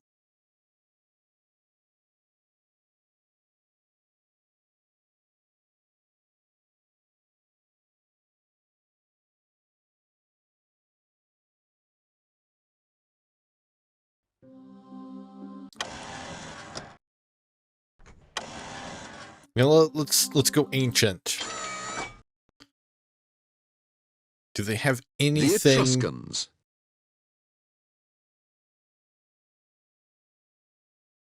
Okay, they do have some things for the Americas, so that's cool. Archaic North America. In the Archaic period in North America, 8000 BC to 1000 BC, many groups changed from being hunter-gatherers to early farmers. As a result of this change in the way they obtained their food, people began to live in permanent villages near to their fields. The first North American pottery was made in this period, and was used for cooking harvested crops. In the Great Lakes region in about 3000 BC, the first American metal tools were made by hammering lumps of native copper into items such as fishhooks, weapons, and jewelry. Archaic copper. Around 5,000 years ago, this copper spearhead was hammered into shape with stone tools. I think I might have my microphone a little low.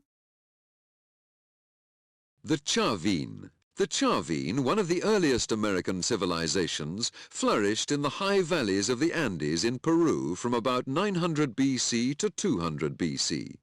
The Chavin were superb potters and weavers, as well as farmers. Their elaborate carvings show that they worshipped the jaguar. The culture was named after Chavin de Huanta, the site of their religious center.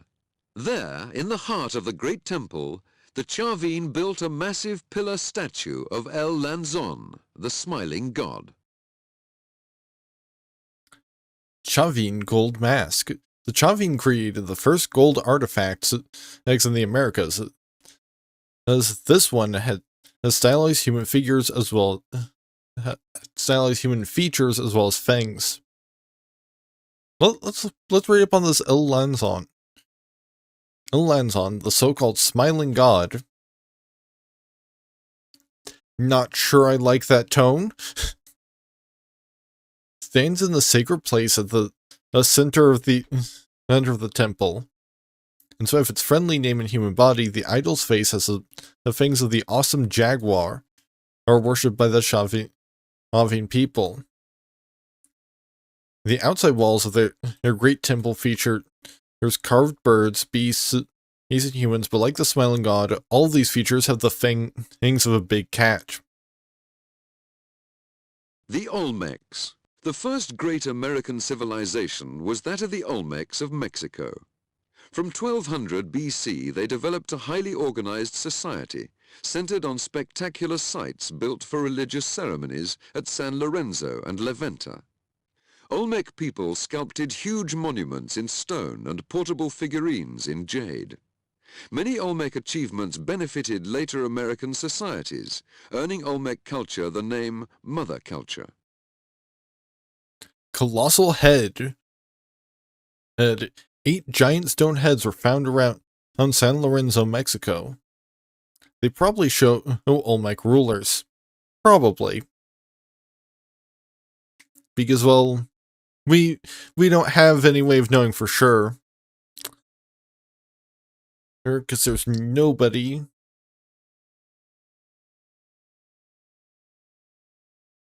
There's presumably nobody around that really is like,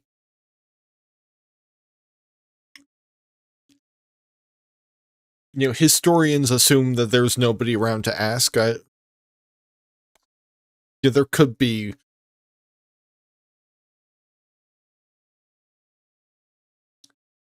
It's like, depending on if they had a writing system or not, they might have passed their history down entirely orally, meaning that if they all died out, their historical records effectively died with them. Archaic North America.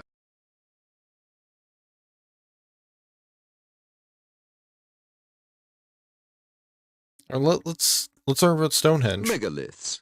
Stonehenge in southern England is one of the many megalithic monuments, structures of large stones, built by ancient peoples in Europe. The construction of the monument at Stonehenge began about 3100 BC. The stone circles may have been used to observe the motion of the sun, moon, and stars as a form of calendar. Other megaliths include the standing stones at Carnac, France, and a tomb at Newgrange, Ireland.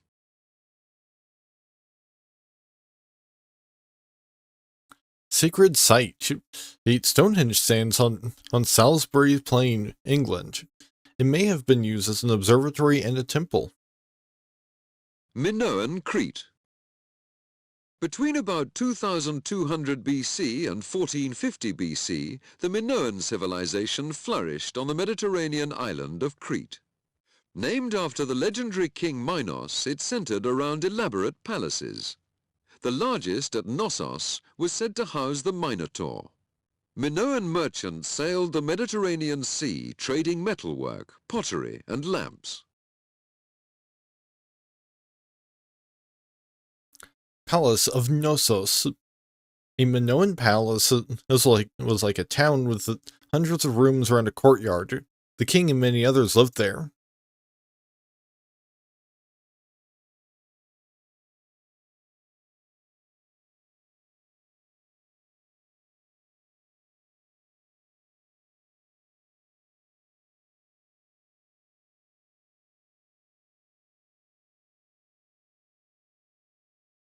The Mycenaeans. From hilltop palaces surrounded by massive stone walls, Mycenaean kings ruled most of mainland Greece by 1600 BC. The Mycenaeans spoke an early form of Greek and kept lists of palace supplies written in a linear script. Mycenaean warriors wore helmets decorated with the tusks of wild boars and carried bronze swords and spears. Their leaders rode into battle in horse-drawn chariots. The Mycenaeans also had a powerful navy, which they used for both trade and war. Octopus vase. Mycenaean pottery was often decorated with marine creatures. Bronze Age Europe. European people began to make tools from bronze between about 2500 BC and 1300 BC. The use of bronze spread from east to west. There were no towns or cities in Europe during the Bronze Age, and people lived in villages or on farms. Most of the land was still covered with thick forest, so there was plenty of timber for building houses. Villagers raised cattle and sheep and grew crops such as wheat and barley.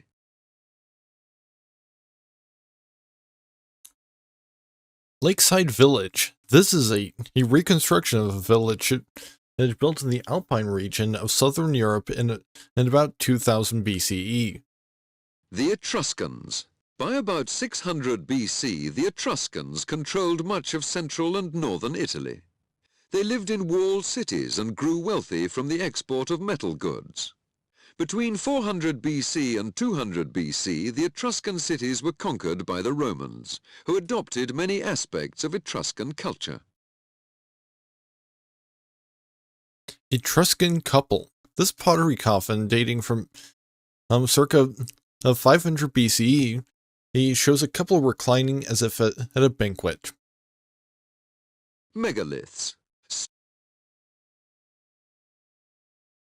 That's all we've got for Europe. The Hebrews. The Bible tells the story of the Hebrews.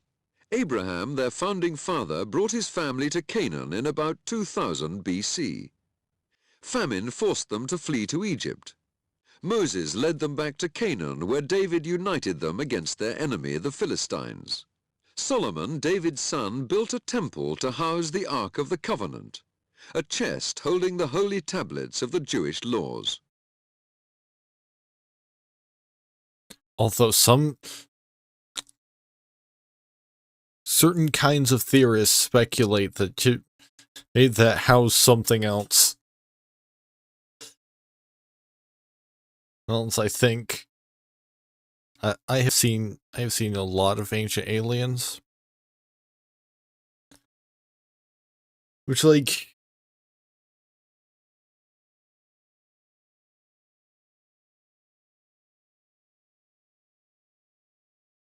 and I've seen enough of it to the point that I've picked out some of the recurring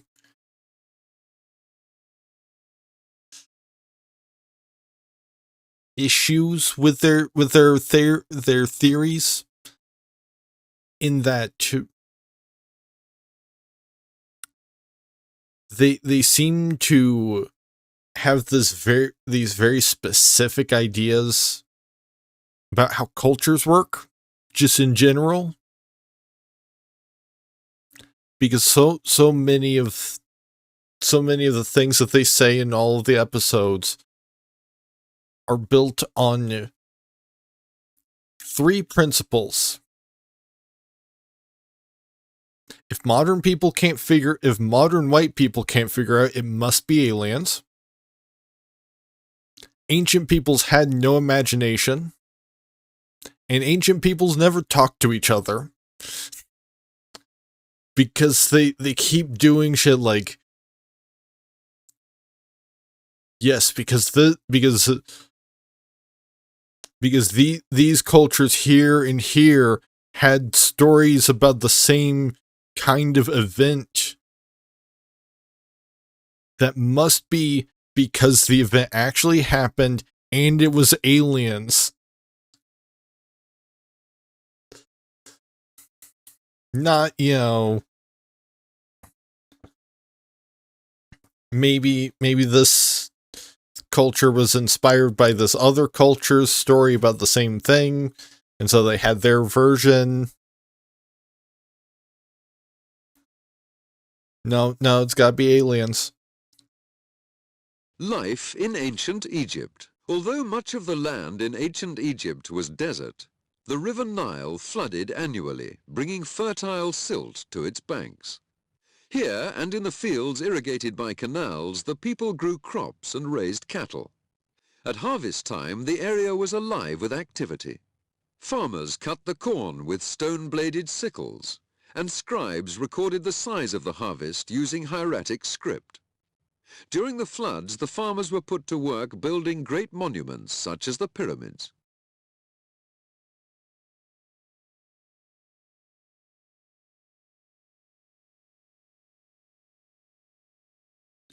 Cutting the corn. This tomb painting from Thebes shows workers gathering the harvest near the banks of the River Nile. The Phoenicians. Skilled seafarers, the Phoenicians were the master traders of the Mediterranean from about 1200 BC.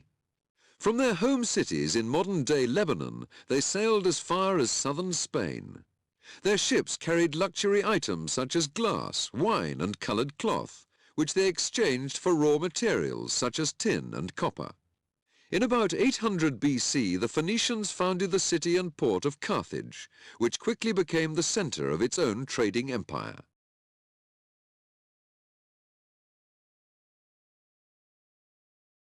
Below decks, Phoenician ships carried trade goods stacked below deck. Egypt of the Pharaohs. Ancient Egypt was ruled by kings called pharaohs. These all-powerful monarchs were worshipped as gods. A prince who might become pharaoh would be well trained in the skills of sports, war, and government. He might rule with his father before becoming pharaoh. Some early pharaohs were buried in massive pyramids. Many pharaohs were commemorated with inscriptions on obelisks. Temple at Abu Simbel. Pharaoh Ramses II had this temple carved out of a solid stone cliff at Abu Simbel, on the banks of the River Nile. Empires of Mesopotamia. Empires in Mesopotamia rose and fell from about 2000 BC. Hittite warriors destroyed Babylon in 1595 BC, taking control of its empire. By 1200 BC, the Hittite Empire was at an end, conquered by a ruthless army of Assyrians. The Assyrian Empire soon spanned Mesopotamia, but at its height in the 7th century BC, it was attacked by the Babylonians.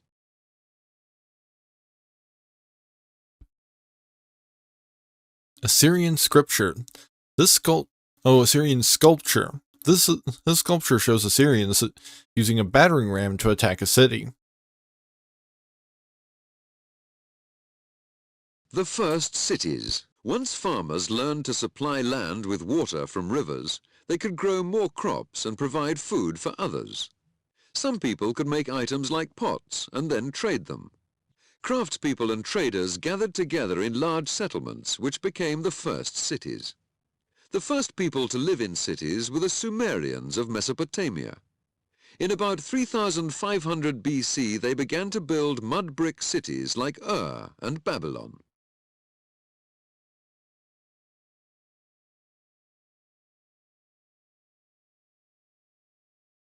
temple at Uruk, Mesopotamia. Most cities in Mesopotamia had a temple like this one for worship. The Hebrews. Yes, so we're done with this region of the world. Indus civilization. The Indus River Valley in Pakistan was home to a flourishing civilization from about 2300 BC. The river flooded the plains, making them fertile, and local farming communities developed simple irrigation systems. Villages prospered and great cities such as Mohenjo-Daro and Harappa were built. From about 1700 BC, the Indus civilization went into decline, and in about 1500 BC, it was overrun by invading Aryan peoples from the north. Ruins of Mohenjo-Daro. The Indus cities followed a precise plan, a citadel fortress that has overlooked houses built in neat parallel streets.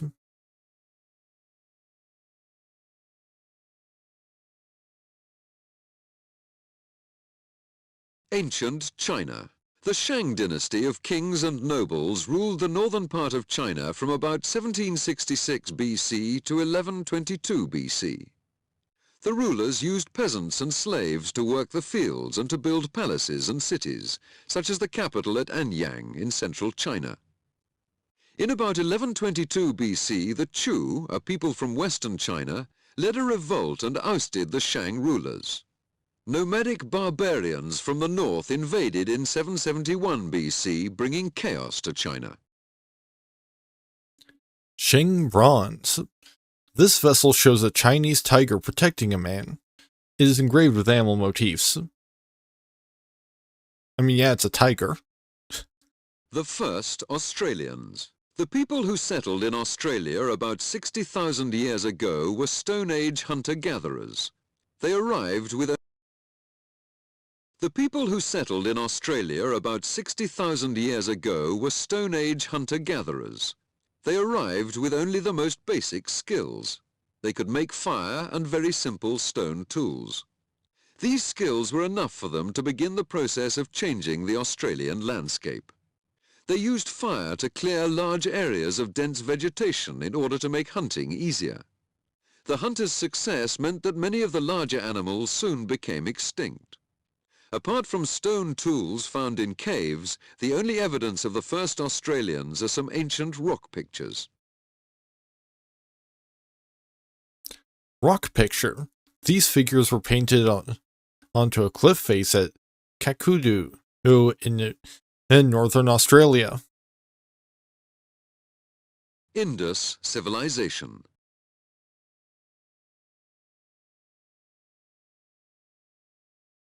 So that's it for ancient worlds. We're on to classical.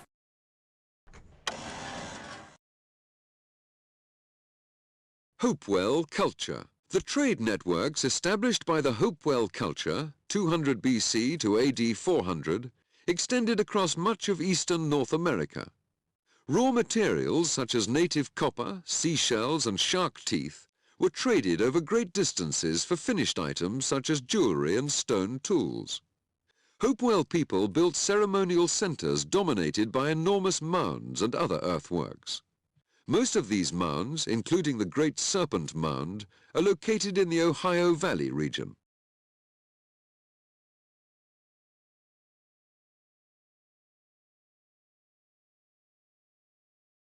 Hopewell figure. Clay figures were sometimes placed in Hopewell graves. Mesoamerican cities. Between AD 300 and 600, the great city of Teotihuacan controlled central Mexico. The vast city covered an area of some 21 square kilometers, 8 square miles, and was laid out in a grid pattern. Teotihuacan was also a sacred city. Temples were built along its main street, which was called the Avenue of the Dead. Cities were also built elsewhere in Mesoamerica by other peoples, such as the Zapotecs of the Oaxaca Valley and the Mayas.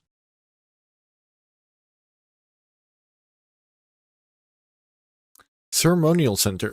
The name... Let me get that pronunciation again. Between AD 300 and 600, the great city of Teotihuacan Teotihuacan meant place of the gods. Peruvian cultures. Along the southern coast of Peru, the Paracas and Nazca cultures flourished from about 600 BC to AD 400. The Paracas peoples were skilled weavers who made beautiful fabrics. In the coastal valleys of northern Peru, Moche culture developed during the 1st century AD. The Moche were a warlike people, but they were also master potters who made beautiful painted vessels.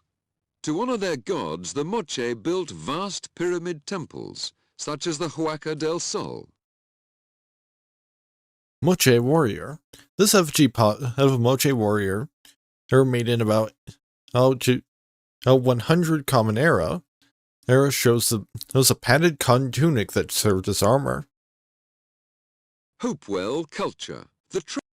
Okay, so we're done with the entirety of the Americas for this era. The Celts. In about 700 BC, a group of tribes called the Celts began to inhabit Central Europe. By 500 BC, they had settled as farmers throughout Central and Northwestern Europe. The Celts were skilled metal workers who made iron tools, weapons, and fine jewelry. They enjoyed feasting and drinking. They were also fierce but undisciplined fighters, whom the Romans conquered easily. The Celts had no written language, and they passed on their laws, rituals, and legends by word of mouth.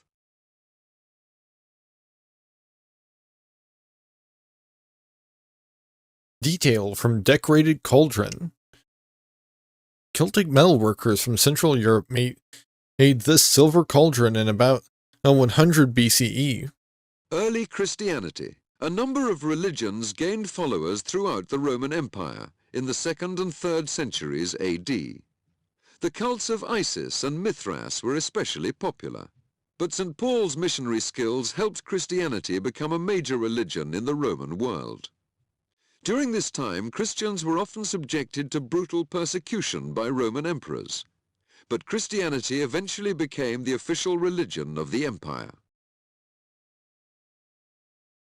Okay, we're kind of glossing over some things because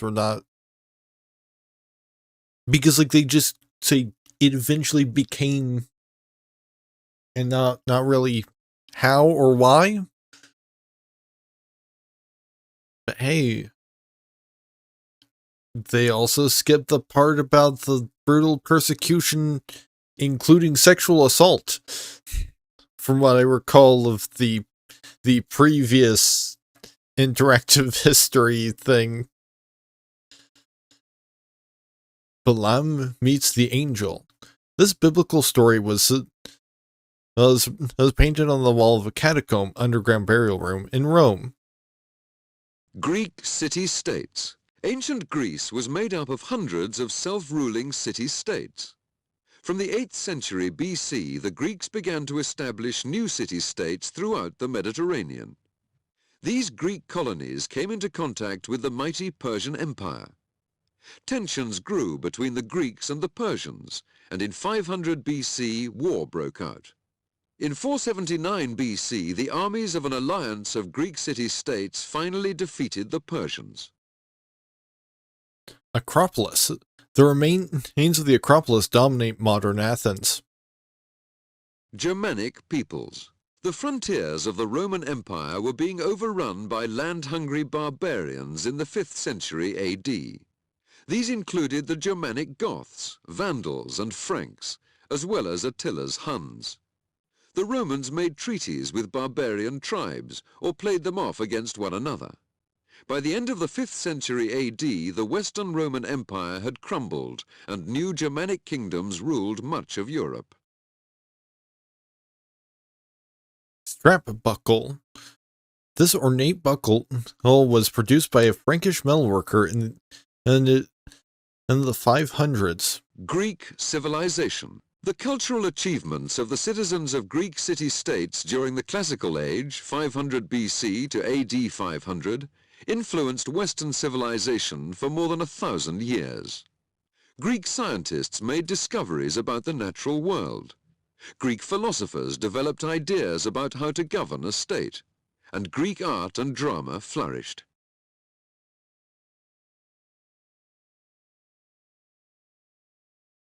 Open-air theater. Greek amphitheaters were often built into hillsides and could seat an audience of up to 13,000 spectators. Roman Empire. From the 3rd century BC, the Romans began to build their empire. By the 2nd century AD, the Romans controlled most of Western Europe, the Near East and Northern Africa. The success of the Roman Empire came from its highly trained legions and its efficiently run administration, which was centrally controlled from its capital at Rome.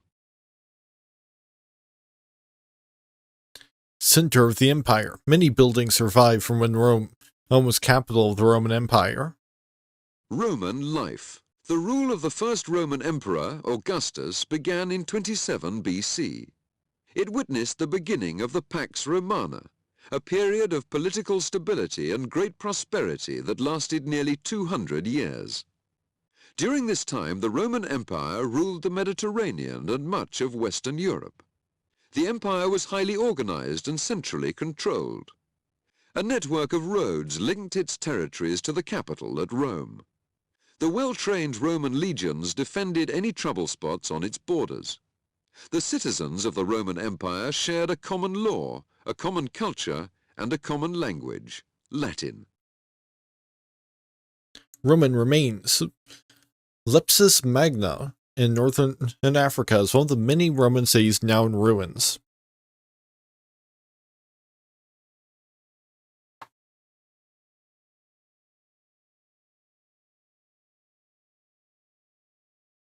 The Celts. In about Okay, that's it for Europe. Persian empires. In 549 BC, Cyrus, a Persian, Iranian king, forged the Achaemenid Empire. The Persians were strict but benevolent rulers who followed the Zoroastrian religion. The Achaemenid Empire fell to Alexander the Great in 331 BC. In the 3rd century BC, the Parthians established a kingdom that lasted almost 500 years. The last Persian empire, the Sassanid, fell in AD 637. Stone frieze. This carving from the Persian capital Persepolis shows the king's subjects bearing gifts. Extent of empire. The Persian Empire stretched from Egypt to the borders of India. African migrations. From 500 BC, groups of Bantu-speaking farmers with ironworking skills began to migrate from West Africa. As these peoples adapted to new environments and acquired new food crops, they spread and multiplied. Bantu peoples lived throughout sub-Saharan Africa by AD 200.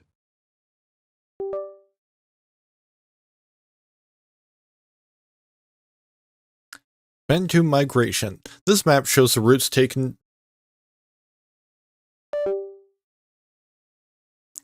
by the two main migrations of the Bantu-speaking peoples.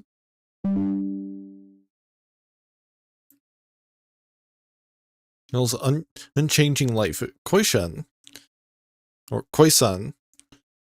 Bushmen from southwestern Africa still hunt and gather fruits to survive. Alexander's Empire. Alexander the Great was only 20 years old when he became king of the Greek state of Macedon. In just 13 years, he carved out a vast empire that stretched from Egypt to India. Alexander was fearless in battle, and his troops looked upon him as a god. When he died in 323 BC, he was buried in a golden coffin in the Egyptian city of Alexandria. Battle of Issus. This mosaic found at Pompeii shows Alexander facing the Persian king Darius III.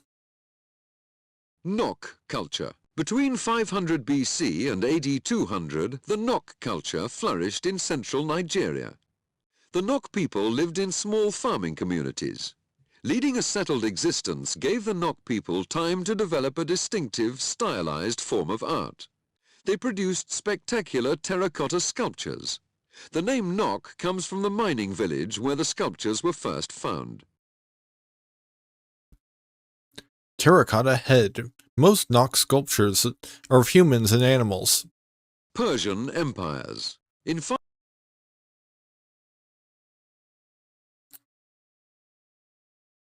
So we've got three more things in this era. Ashoka's India.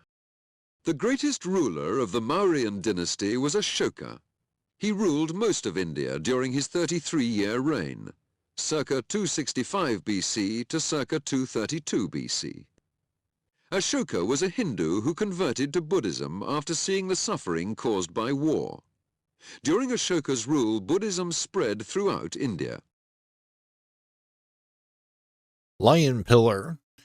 Ashoka set up pillars topped by animal sculptures throughout his empire. Mauryan Empire. During Ashoka's rule, the Mauryan Empire extended over most of the Indian subcontinent, and the Mauryan capital was Pataliputra. Classical China. From the 3rd century BC to the 3rd century AD, two dynasties, the Qin and the Han, ruled China. In 221 BC, Qin Shi Huangdi founded the Qin Empire and became the first emperor to unite China. He introduced many reforms in his short and harsh rule. In 202 BC, the Han dynasty began. China enjoyed great prosperity under the Han emperors. Emperor's Garden.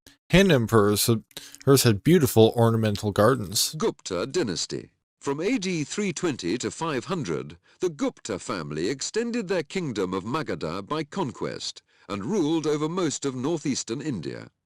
During the Gupta period, art and literature flourished. Many new universities were founded throughout India. New forms of music and dance developed. The Guptas also built wonderful temples and palaces. In Common Era 320, the Gupta dynasty was founded in northern India. Ajanta Caves. Wall paintings inside these caves show vivid scenes of Gupta life. Steppe peoples. By about 500 BC, the peoples of the steppes had developed a nomadic culture that stretched from the northern shores of the Black Sea all the way to Siberia. They did not live in towns or villages, but kept on the move in search of fresh pasture for their flocks and herds of animals. Both men and women rode horseback and were fierce warriors. Steppe tribes, such as the Scythians, had a fearsome reputation among settled peoples, such as the ancient Greeks and Persians. Steppe transport. Steppe peoples often Steppe peoples carried their belongings in wooden wagons. Ashoka's India.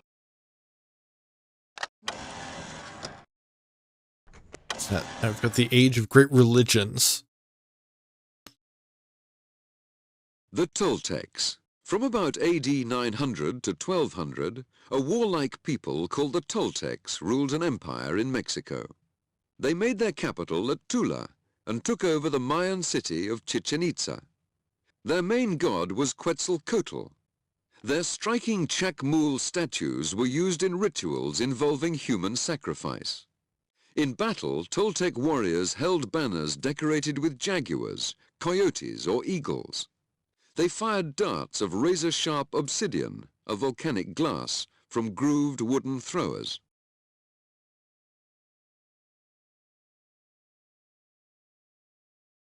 The Chimu. By about AD 1000, a farming people known as the Chimu had developed a powerful empire in northern Peru.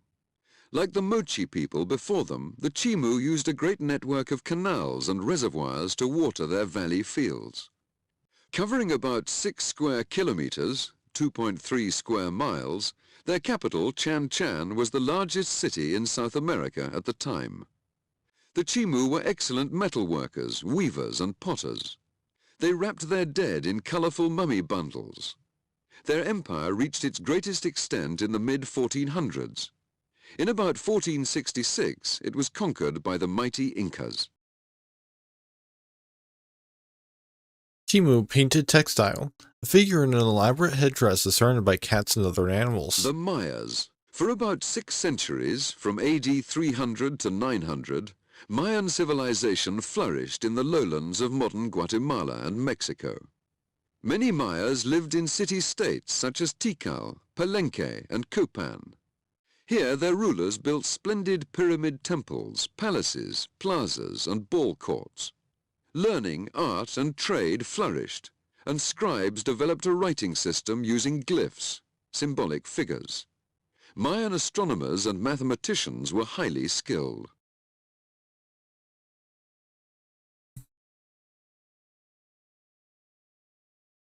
Painting of a warrior. This warrior has had his forehead specially flattened as a sign of nobility. The Toltecs.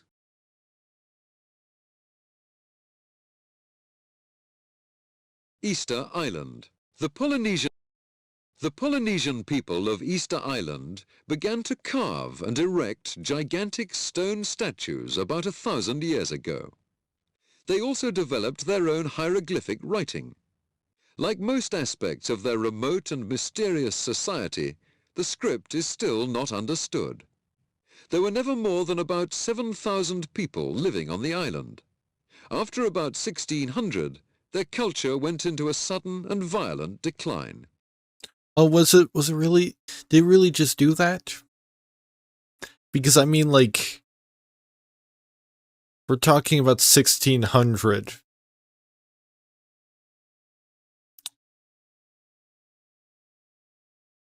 Like, I guess it depends on, you know, when did Europeans find out about Easter Island?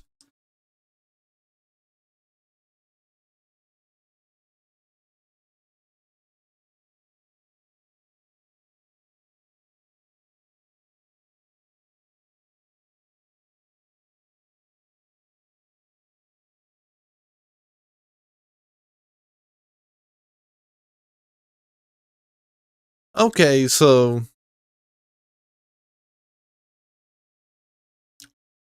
yeah, maybe it did just do that. At the very least, like, Europeans are apparently not to blame on this one. Thing is how apparently nobody from Europe had arrived until, well, 1722. Fujiwara, Japan. In the AD 850s, the Fujiwara family rose to power in Japan. Although Japan was supposed to be ruled by the emperor, it became the custom to appoint a member of the Fujiwara family as his regent, and for the emperor to marry a Fujiwara. In this way, the Fujiwaras managed to control state affairs for nearly 300 years. In the 900s, a distinctively Japanese culture began to emerge. One important development was the introduction of kana script. As a result, poetry and literature flourished in the Fujiwara period, much of it written by ladies at the imperial court. The Tale of Genji. This is a scene from the Tale of Genji, written in the 11th century by Murasaki Ishikibu. The Polynesians. From about 1000 BC, brave settlers sailed canoes beyond Melanesia and out into the Pacific Ocean. One by one, these brilliant navigators colonized the uninhabited islands of Polynesia. The fishing and farming communities of Tahiti and Hawaii were separated by vast stretches of water, but they shared similar languages and traditions. Citing new land. Feuds and land shortages has led groups of settlers in search of new islands. Chola dynasty. For around 200 years, from about AD 900 to 1100, the Chola kings of southern India were the most powerful rulers on the subcontinent. From the Chola heartland of Tamil Nadu, their army and navy extended their rule northwards into central India and southwards to the island of Sri Lanka. Chola merchants took Indian culture to Malaysia and Indonesia, and the Cholas grew rich from trade with China and Southeast Asia.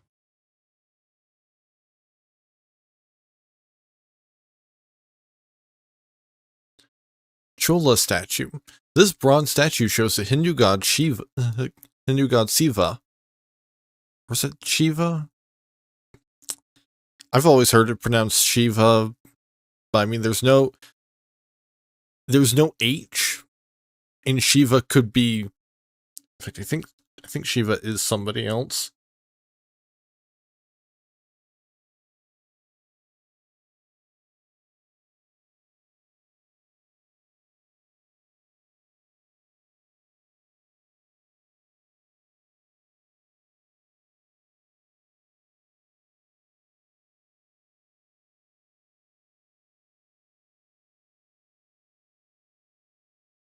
No, I think this is just either an alternate spelling of Shiva or they made a typo.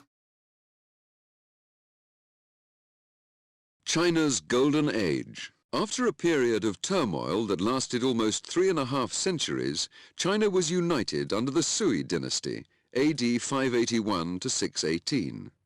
Under the Tang, 618 to 907, and Sung, 960 to 1279 dynasties that followed, Chinese culture entered a golden age. The sciences flourished, and printing and gunpowder were invented. The arts also thrived, especially poetry and the production of porcelain. The government was run by mandarins selected through exams. This porcelain figure of a woman is pale-skinned and plump, the Tang ideal of beauty. Easter Island. Okay, we're moving on to the Age of Conquerors.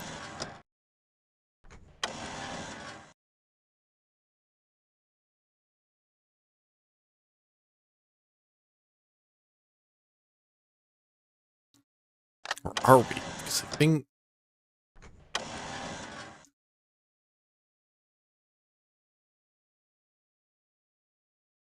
Yeah, we kind of missed...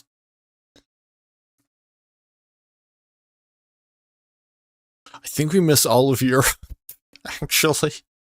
And Africa. Anglo-Saxon England. By AD 450, the ancient Romans had left England, and people from northern Europe were settling there in large numbers. Belonging to 4 main tribes, the Angles, Jutes, Frisians, and Saxons, these settlers became known as Anglo-Saxons. The graves at Sutton Hoo and the writings of monks such as the Venerable Bede tell us about their history. Centuries later, Anglo-Saxon kings such as Alfred the Great fought Viking invaders.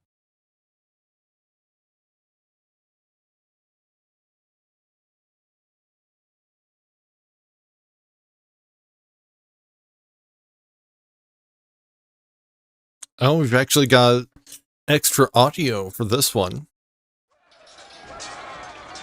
Then they let the spears, hard as a file, go from their hands. Let the darts, ground sharp, fly. Bows were busy, shield received point. Bitter was the rush of battle.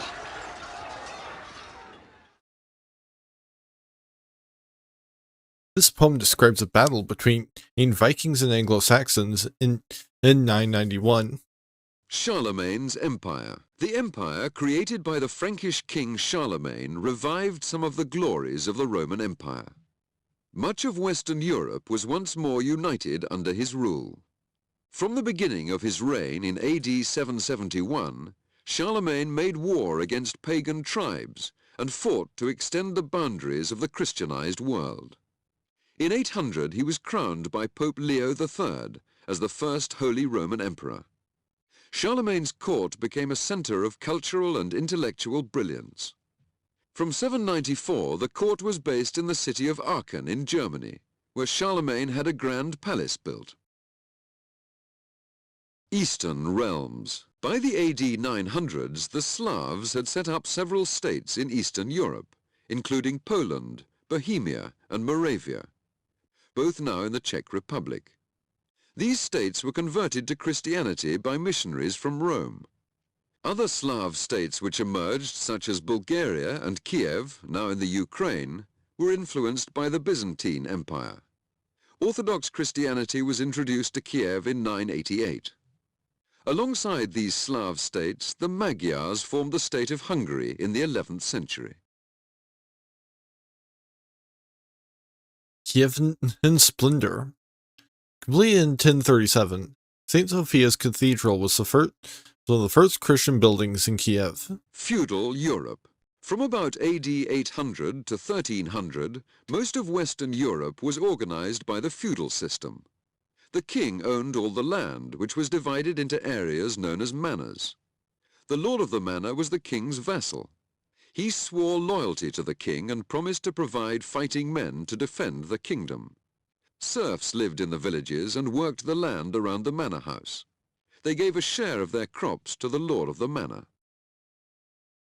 Monks and monasteries. Many early Christian men and women chose to live in isolation so that they could dedicate themselves to God.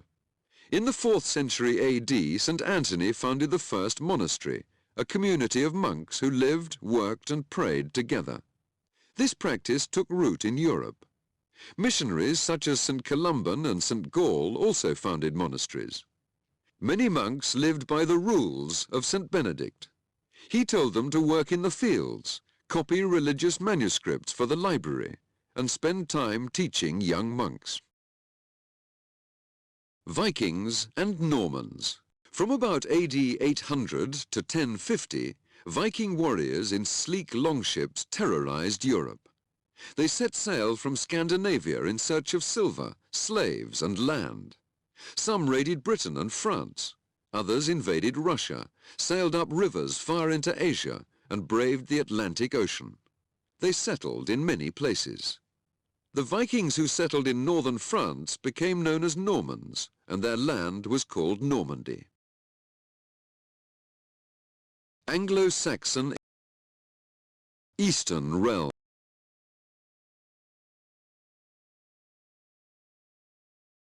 We've just got a few spots in Africa. Well, in just the Middle East left. Byzantine Empire.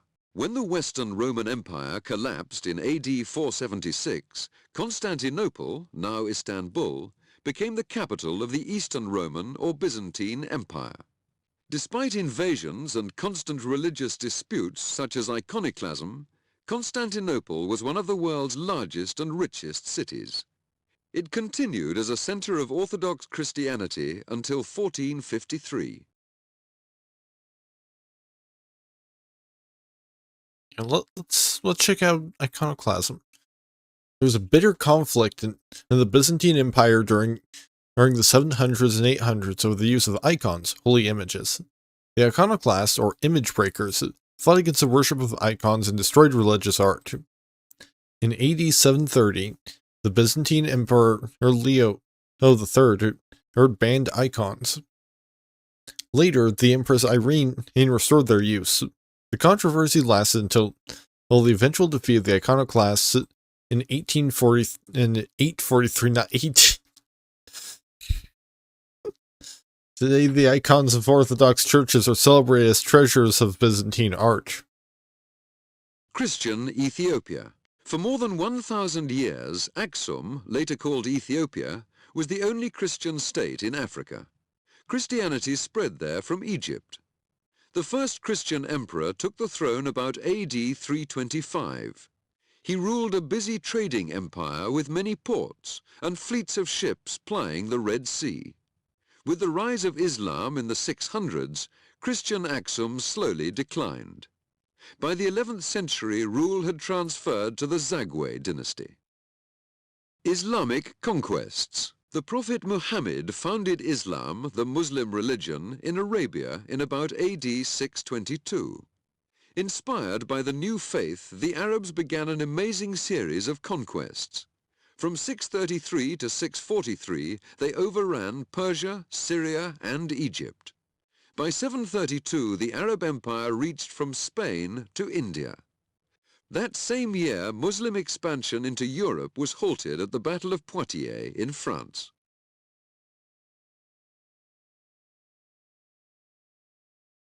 The Islamic world. By AD 750, the Muslim Empire was rich and cosmopolitan. Trade flourished from Spain to India.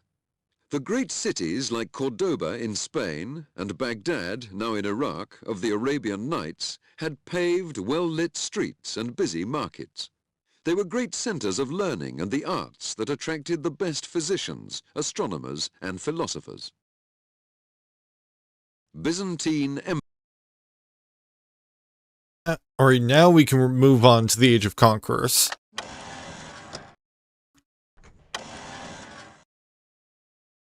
Pueblo people. The Anasazi people lived in the mountainous deserts of the North American Southwest. Between AD 1050 and 1300, they built multi-story apartment villages called pueblos. Some pueblos had more than 200 rooms. Anasazi men held ceremonies in underground chambers called kivas. The Anasazi were farmers and skilled craft workers. Their descendants are the Pueblo peoples of Arizona and New Mexico.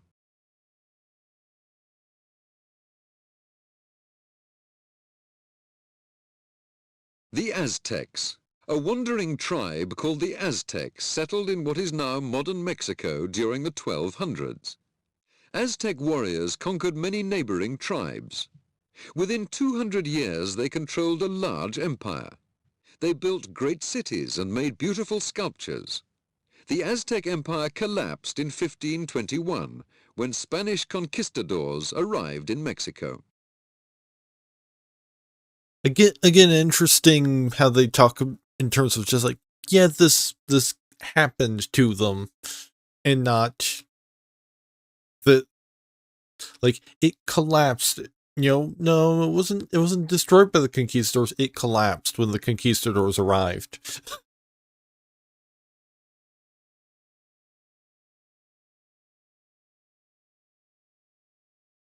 like it almost makes it sound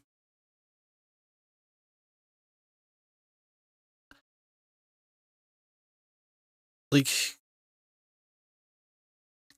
saying it collapsed when the conquistadors arrived makes it sound like it was a house of cards and the conquistadors just opened a door too close by. You know, just by showing up, they collapsed the empire. Which, I mean, given the role of disease, that's not. Some of it was not necessarily intentional. The Incas. The Inca Empire thrived in the 1400s and 1500s. It was ruled by a godlike emperor, the Lord Inca. His capital was Cuzco, high in the Andes Mountains. A superb system of roads linked the empire, allowing the Incas to control a population of more than 10 million people, mostly made up of conquered neighboring tribes. Cities were built using fine stonework, with characteristic niches, carvings, and stairways. When the Spanish arrived in 1532, the Inca Empire was at its peak.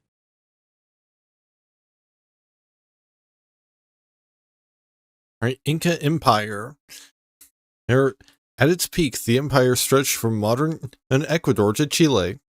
Inca gold, this female figure may have been an offering to the gods. Pueblo people.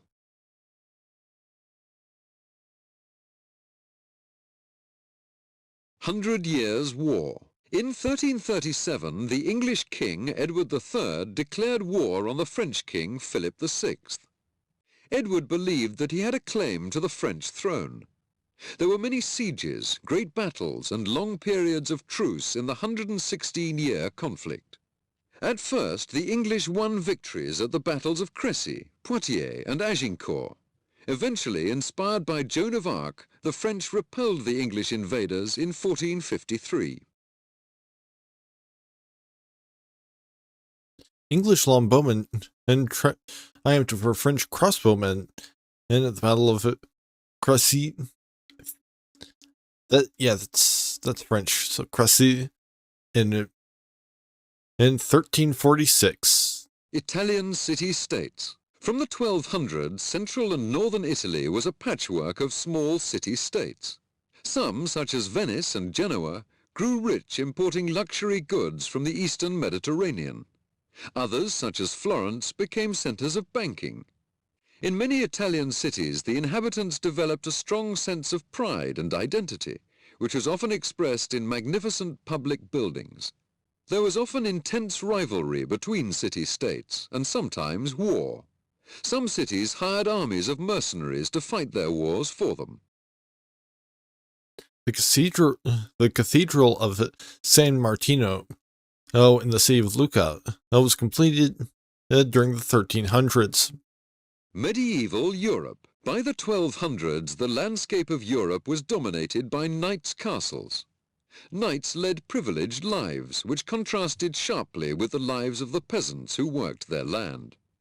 Towns began to develop around castles. Merchants traveled the rough roads, building up trade. Pilgrims made long journeys to visit shrines. Life was hard. War, famine, and plague were constant threats. Reconquest of Spain. In 1492, Granada, the last kingdom in Spain occupied by the Muslim Moors, originally from North Africa, surrendered to Ferdinand of Aragon and Isabella of Castile. This completed the Christian Reconquista, reconquest of Spain. In their campaign for a completely Christian Spain, Ferdinand and Isabella had set up the Spanish Inquisition. There was no room in their joint kingdom for Spanish Muslims or Jews. The Spanish Inquisition executed some victims by burning them at the stake. 100 Years' War. In 1337, the Mamluk dynasty. The Mamluks were Turkish-speaking slaves who served in the Egyptian army. In 1250, they forced out the ruling Ayyubids and replaced them as sultans of Egypt. Because of their excellent military skills, the Mamluks were able to resist the invading Mongols and defeat the European crusaders. By about 1350, their strong rule extended as far as modern-day Syria. Under the Mamluk dynasty, the Egyptian capital Cairo became the leading city of the Muslim world. The dynasty came to an end when the Mamluks were defeated by the Ottoman Turks in 1517.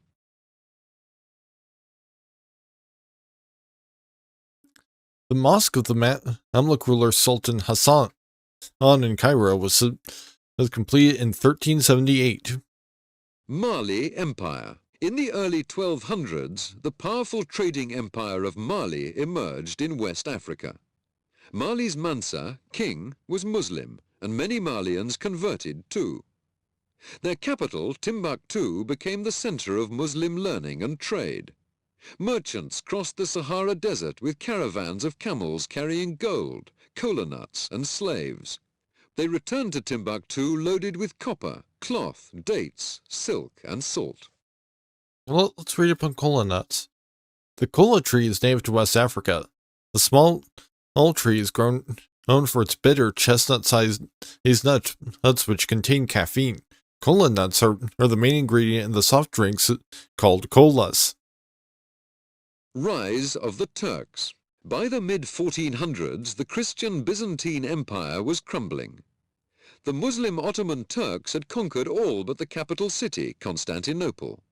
In 1453, after a siege of nearly 2 months, Constantinople fell to the Janissaries, soldiers of Sultan Mehmed II. Renamed Istanbul, the 1,000-year-old Christian city became the center of a Muslim civilization.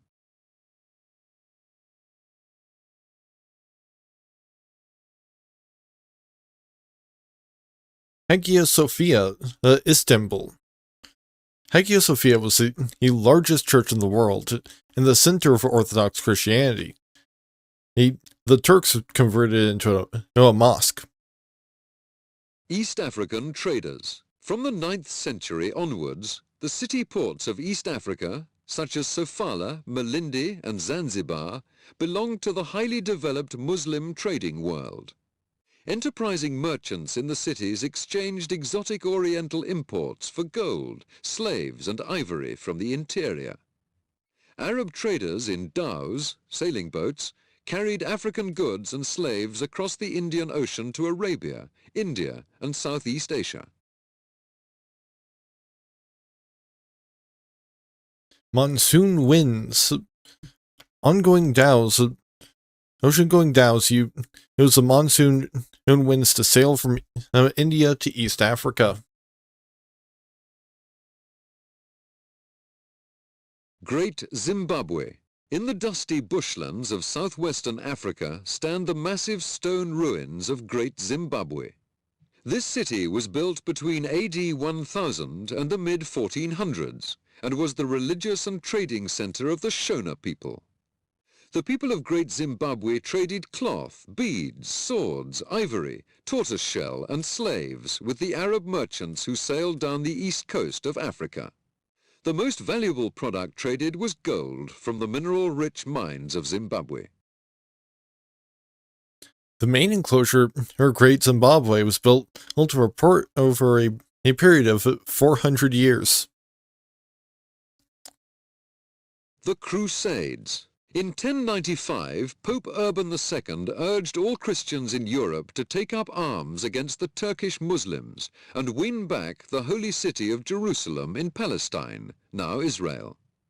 That year, a large army set out on the First Crusade. Many crusaders died on the dangerous journey from Europe to the Middle East. Those who survived captured Jerusalem in 1099. Between 1099 and 1250, there were 6 further crusades, but none was successful. Oh, we've got an audio performance because, this is the Crusades. They didn't have the equipment to actually record audio at the time of an eyewitness account of the taking of Jerusalem. The Crusaders gloriously entered the city at noon on the day known as Dies Veneris, the day on which Christ redeemed the whole world on the cross. Amid the sounds of trumpets, and with everything in an uproar, they attacked boldly, shouting, "God help us!" At once, they raised the banner on the top of the wall. The pagans were completely terrified, for they all exchanged their former boldness for headlong flight through the narrow streets of the city. The more swiftly they fled, the more swiftly they were pursued. The Mamluk dynasty. The Mamluks were Turkish-speaking slaves. Yes, I think we've just got Asia left for this particular era. Mongol Empire. The Mongols were nomadic people who roamed over the steppes of Central Asia.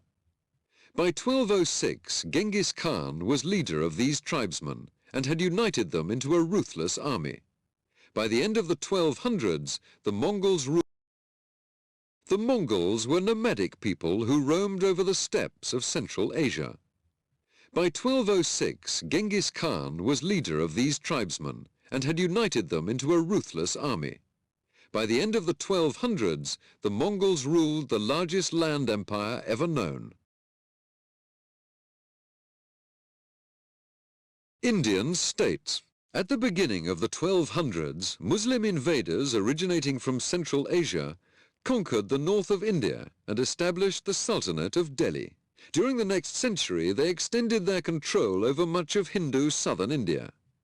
In the 1330s, 2 local governors broke away from Delhi's control and established the independent kingdom of Vijayanagar, which became a powerful Hindu empire in the south of India.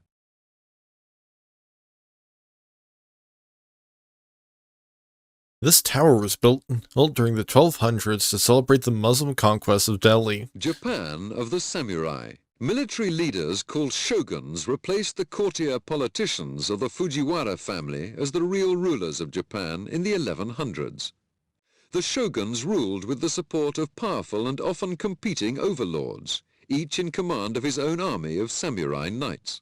The samurai followed a strict warrior code called Bushido, which demanded unquestioning loyalty to the overlords.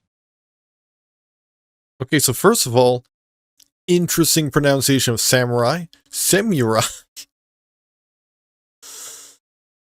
And also, from what I understand, Bushido is not one code. It is basically the entire sort of genre of samurai codes of honor and whatnot. Which, granted, most of them inevitably would include, like, unquestioning loyalty to one's shogun. Because, I mean, that's... Because, I mean, you know, their whole purpose was rules for the people that work for the shoguns. Of course, and, you know, were presumably written by the shoguns. So, you know.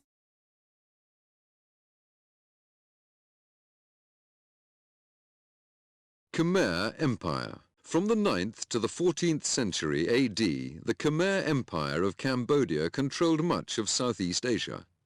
The Khmer rulers were Hindu kings who were worshipped as gods. They built massive temple tombs. Angkor was their royal city. The Khmer rulers also developed irrigation systems, which allowed their farmers to grow abundant rice. Angkor Wat. The Khmer rulers built a great Wat temple at their capital, Angkor. Ming China. In 1368, the rebel leader Hung Wu defeated China's last Mongol emperor and became the first emperor of the Ming, brilliant dynasty.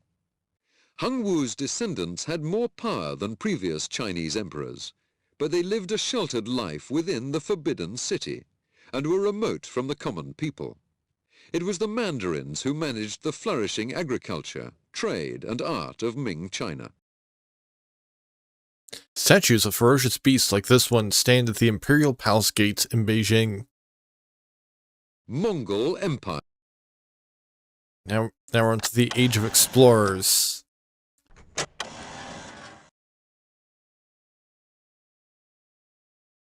The Conquistadors. The Spanish conquistadors came to the Americas in the 1500s in search of gold and other riches. They invaded and destroyed the Aztec and Inca empires. The Aztecs of Mexico were conquered by Hernan Cortés, who led a small force. The huge Aztec armies he faced had never seen guns, horses, or steel weapons before. Cortés routed them and burned the Aztec capital, Tenochtitlan, to the ground. Okay, now they're actually willing to call it, you know, an invasion and you know, talk about how the conquistadors had an active role in the fall of the Aztec Empire. Spanish Empire. In the 1500s, Spain enjoyed the benefits of a worldwide empire. After the Spanish conquistadors had conquered the Aztec and Inca empires, many Spaniards went to live in Spain's new colonies in the Americas. The mines and plantations here created great riches. Every year the Spanish silver fleet crossed the Atlantic loaded with treasure. This aroused the envy of other European powers, especially the Netherlands and England. Privateers such as Piet Hein and Francis Drake became national heroes when they raided Spanish treasure ships. I mean, apparently, from what I have read in one of my university classes, the conquest was nowhere near, like, total. Like, whole chunks of South America, for example. Which, I mean, this is talking about, like, Aztecs and Inca, which is more towards central. But still, like, huge chunks of land. They just kind of said that they conquered it and didn't do jack shit to actually clear anybody out. The Conquistadors.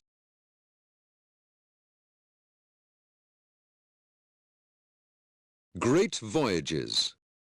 Until a few hundred years ago, most people knew very little about other lands.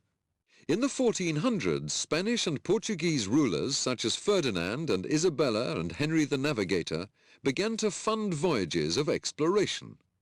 In search of gold, silk and spices, Portuguese explorers sailed around Africa to Asia. Christopher Columbus sailed west and found a new continent, America. By the 1500s, Spain and Portugal had worldwide empires.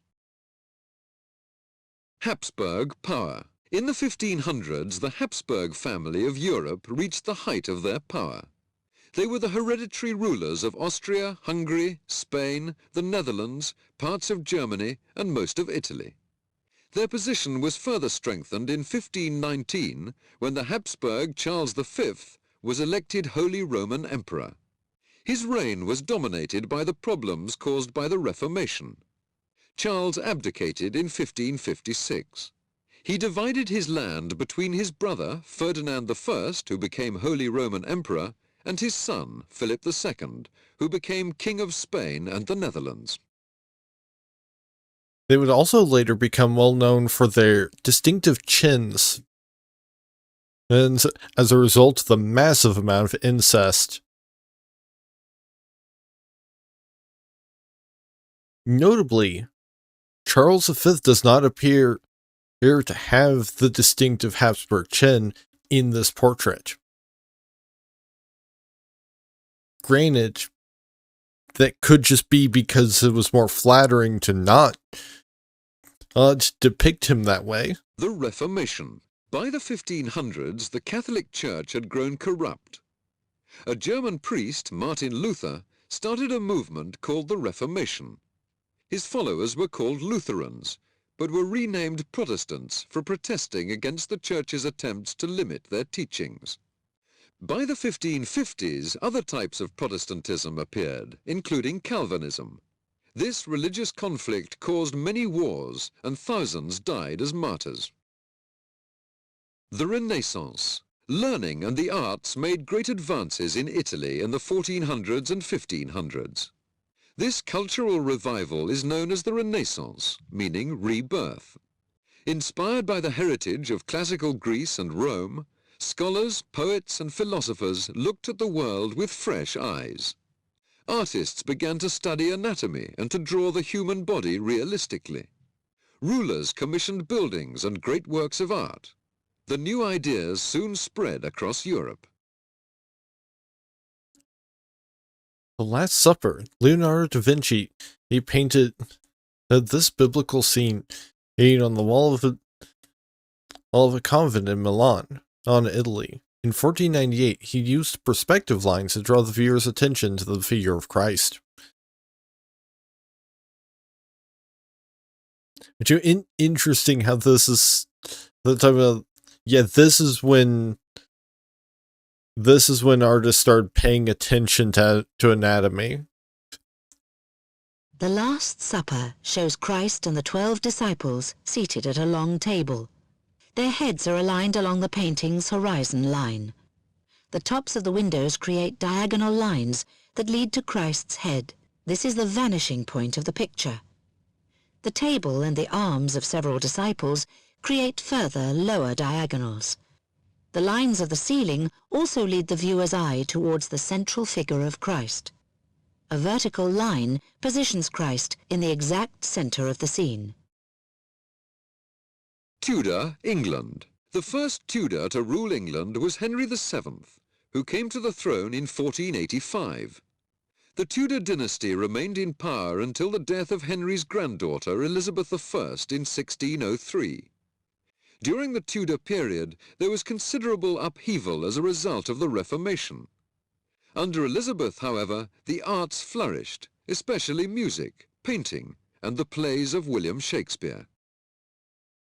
Wealthy Elizabethans dressed in heavy embroidered fabrics. Tsarist Russia. For more than 2 centuries, Russia was part of the Mongol Empire. But in the 1400s, Muscovy, a small region of Russia that includes Moscow, grew powerful enough to challenge the Mongol Golden Horde. The Muscovite prince, Ivan the Great, refused to pay tribute to the Mongols. A later ruler, Ivan IV, expanded Muscovy's territory. As his nickname, Ivan the Terrible, suggests, this first Tsar of all Russia was more feared than loved. Great voyages. Until a few Alright, hundred years... so we're done with Europe.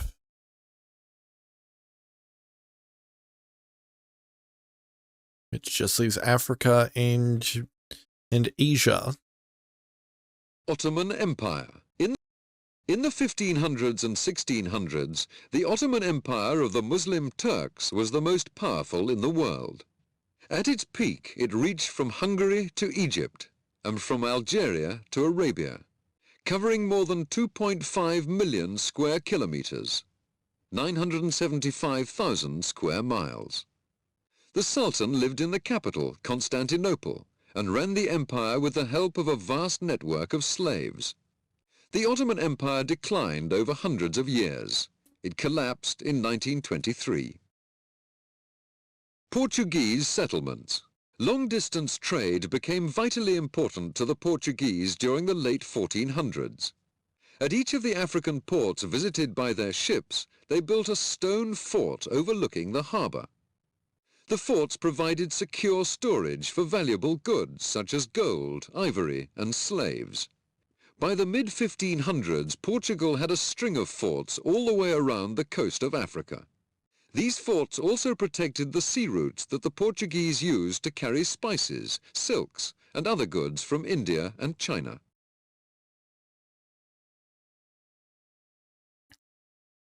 This map was drawn in 1502. This map was drawn in 1502. Shows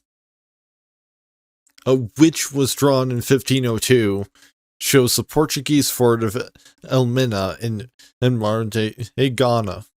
Songhai Empire. In the 1460s, the warrior king, Soni Ali, created the Songhai Empire from many small African states.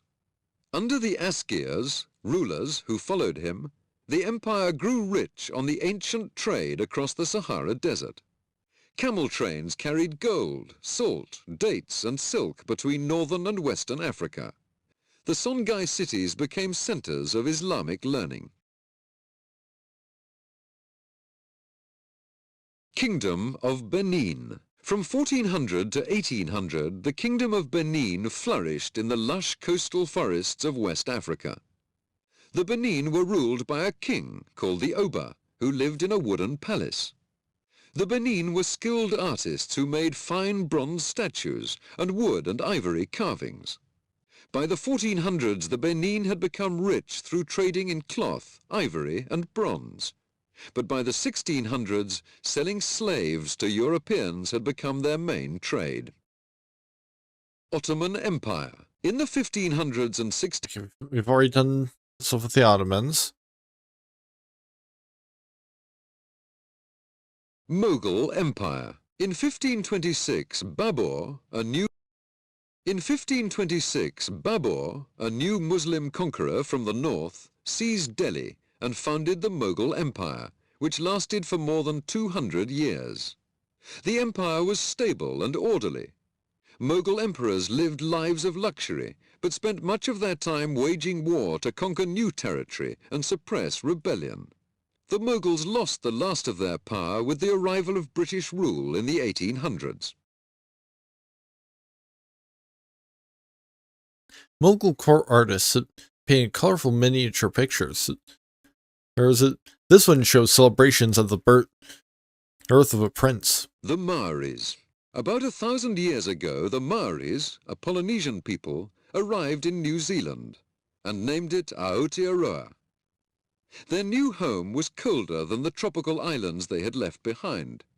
Of the food and animals they had brought, only the sweet potato and the dog thrived. But before long, this rich new land was supporting large villages of hunters, fishermen, and farmers. The Maoris continued their religious traditions of honor and taboo, and developed uniquely Maori art forms. Okay, let's see what it says about this. The Maori word taboo, from which we get the word taboo, means holy or forbidden. Certain places, people, objects, and activities had to be treated with the greatest respect or avoided altogether. Otherwise, there might be terrible consequences. The human body, even the bones of the dead, was considered taboo. Mughal Empire. And that is it for 1492 to 1600. So on to literally just the 17th century. Witches and witchcraft. Between 1450 and 1700, there was a craze for hunting down so-called witches in Europe, and then in the newly established American colonies.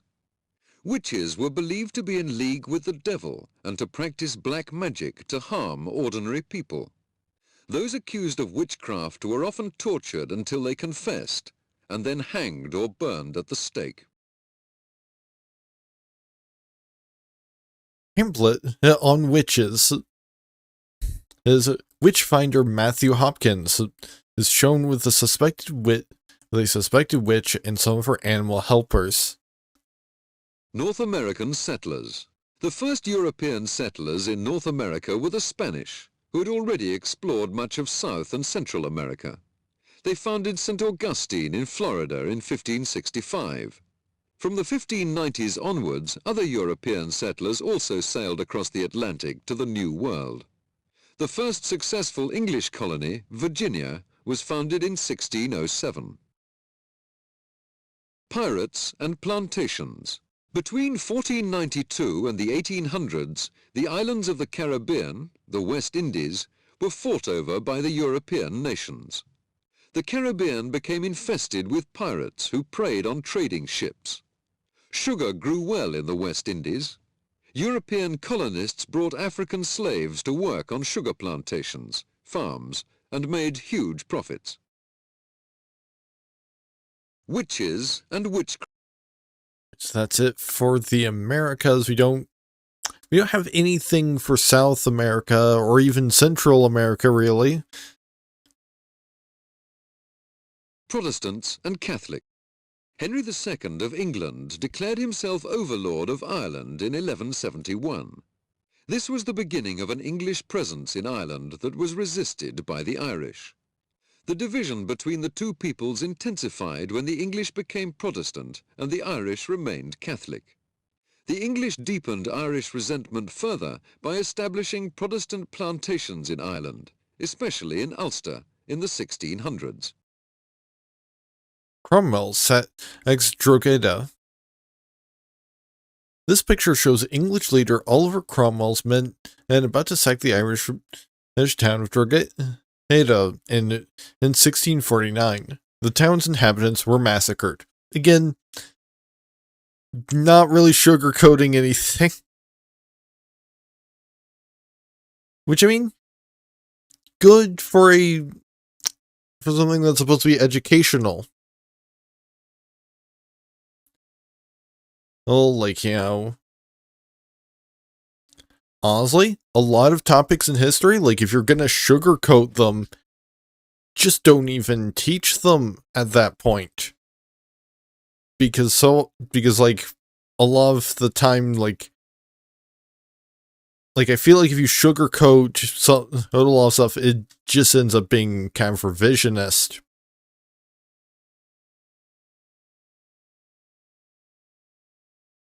Is, you know, you end up in the situation of like, well, since we're not going into detail about all the horrible things these people did, we're just gonna end up failing to get the message across about how bad things were.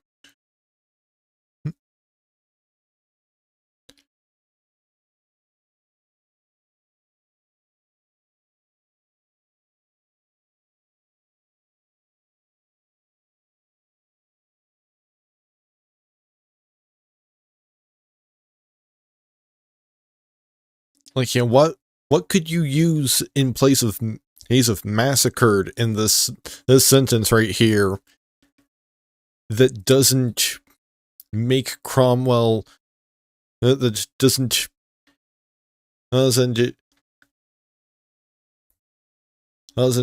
make Cromwell sound much nicer? Scientific revolution. During the 1500s and 1600s, people in Europe began to question traditional ideas. Scientists such as Galileo and Newton developed new methods and made discoveries based on their own observations and experiments. Great progress was made in many branches of science, including physics, anatomy, astronomy, and mathematics. And, you know, specifically thumping up the word massacred for a word that makes things sound less grim.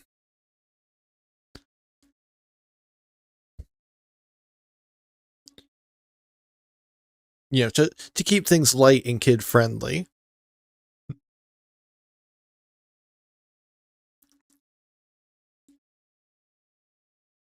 By not talking about a bunch of people getting slaughtered.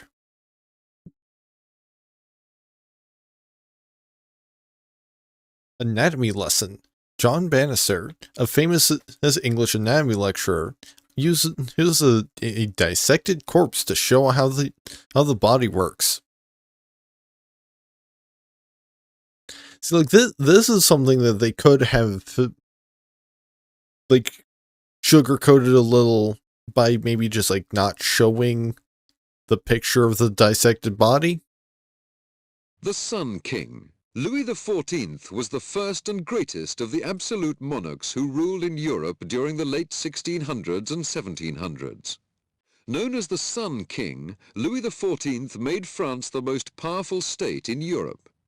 He became famous for the magnificence of his court at the lavish palace he had built at Versailles, and was feared because of his powerful armies. The palace at Versailles. For 100 years, this was the home of the King of France and the seat of government. 30 Years' War. The 30 Years' War, 1618 to 1648, was the last and most destructive of the religious wars that swept through Europe in the aftermath of the Reformation. It began when Protestants in Bohemia, now the Czech Republic, rebelled against their Catholic ruler, the Holy Roman Emperor Ferdinand II of Austria. But it was more than just a war between Catholics and Protestants.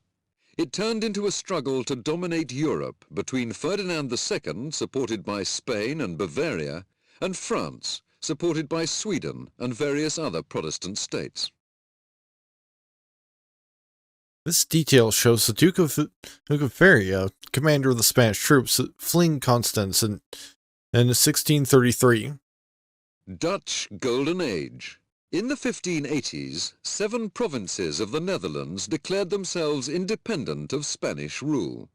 Over the next 100 years, the Dutch experienced a golden age of economic and artistic greatness.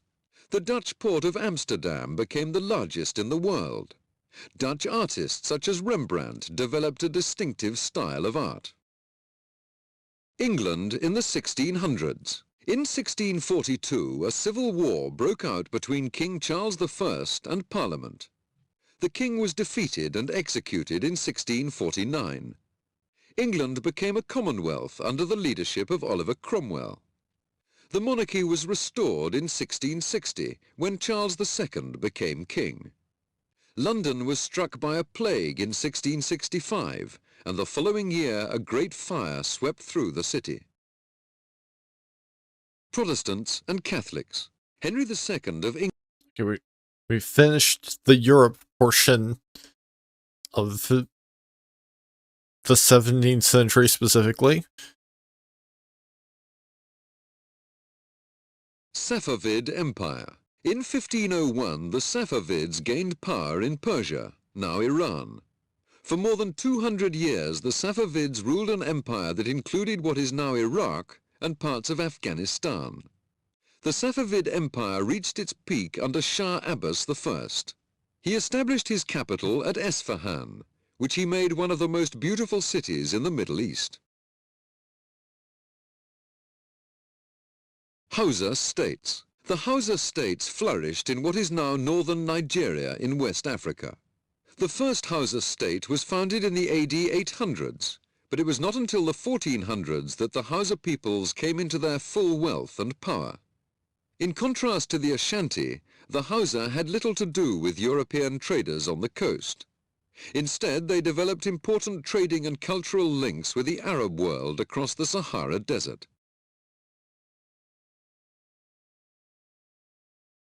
Safavid Empire. Yeah, there's exactly two things for Africa and the Middle East. Which, I mean, same goes for Asia. Manchu, China. The Ming dynasty was overthrown by the Manchus, a people from north of the Great Wall of China. The Manchus seized the capital, Beijing, in 1644 and set up the Qing dynasty. It took them another 40 years to gain control of all China. During their long rule, the Manchus tripled the size of the empire, taking over Tibet and other countries. Tokugawa, Japan. After more than a century of civil war, the warlord Tokugawa Ieyasu brought peace and stability to Japan. In 1600, he defeated his rivals at the Battle of Sekigahara. He became shogun, ruler, in 1603 and set up a strong central government in Edo, now Tokyo. The Tokugawa dynasty went on to rule Japan for more than 250 years.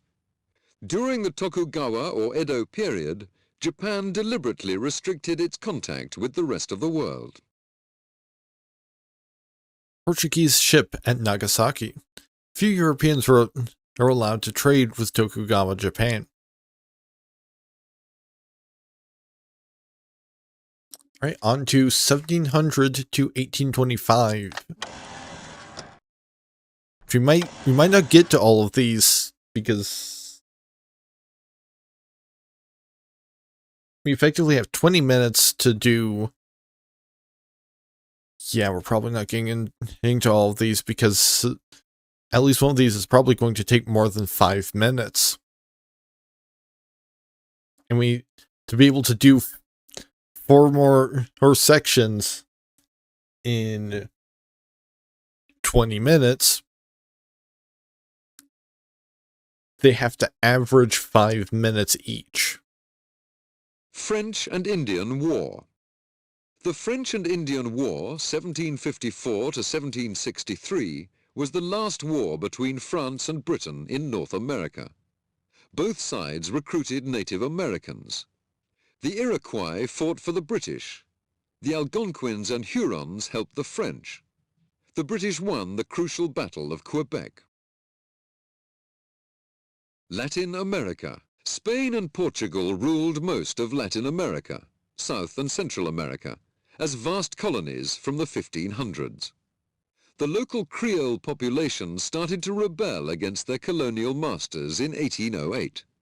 The movement for independence from Spain was led by 2 great soldier statesmen, Simón Bolívar and José de San Martín.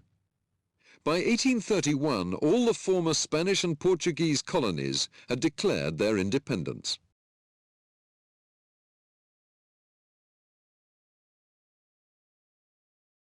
You're actually like less than 5 minutes away from the 20-minute mark, from the 2-hour mark for this segment.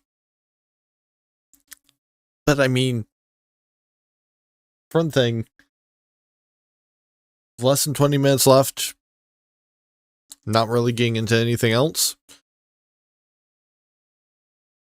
And also, this is a segment for my college of choice, the College of Lorehold. I'm gonna give them the extra 20 minutes. American independence. From the mid-1700s, relations between Britain and the 13 British colonies on the east coast of North America began to break down. After the British defeated France in the 7 Years' War in 1763, they tried to exert more power over the colonies, taxing them and restricting free trade. The colonists wanted more freedom and control of their own affairs. In 1776, they signed the Declaration of Independence. In 1773, colonists protested against taxes by throwing chests of imported tea overboard. Which also, from what I've read in, again, college classes, some of the very early parts of the whole revolution were run by people that just wanted to make their personal tea business legitimate without having to deal with tariffs and everything. Or I guess depending on what exactly the laws were at the time, it might have just been that they personally could not import tea. French and Indian War. The French and because it would have interfered with the business of the British Crown. Power and productivity. The production of goods and food expanded rapidly in Britain during the 1700s. The invention of the steam engine in 1712 provided a new source of power. Coal increasingly replaced wood as a fuel. By 1800, textile factories were employing hundreds of people working on new machines. In the country, landowners bred better animals and improved their crops, which provided food for the growing number of people living in towns. Rise of Prussia.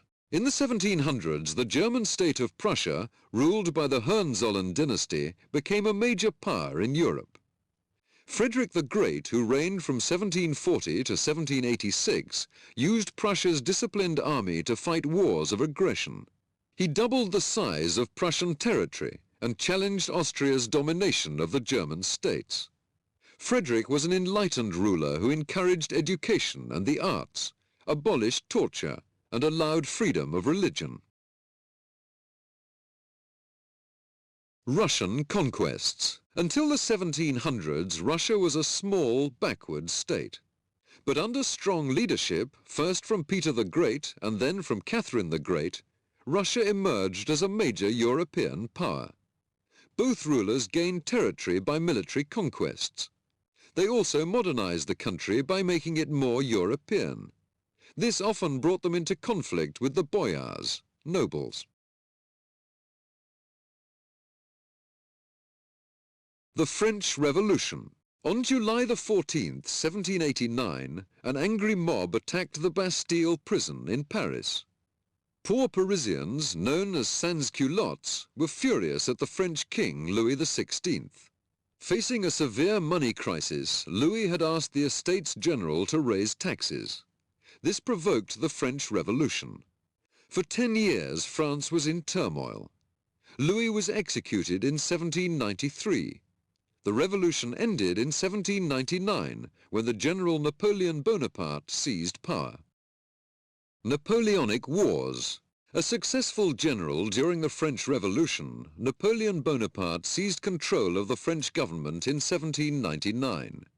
He restored order to the country and fought France's enemies with great energy.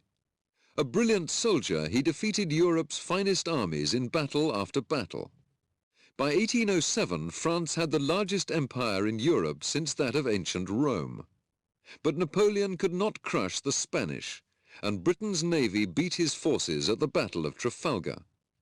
In 1812, Napoleon invaded Russia with a huge army. This ended in disaster, and he was forced into exile in 1814. Power and productivity. All right, that's all of Europe. So now for the little bit, so we've got over other parts of the world. The slave trade. When Europeans began to colonize the Americas, they imported slaves from Africa to work in the new plantations and mines. Between 1500 and 1800, about 15 million black Africans were brought to the Americas. Slave traders bought slaves in West Africa. Most had been captured by other black Africans in war or in special slave raids.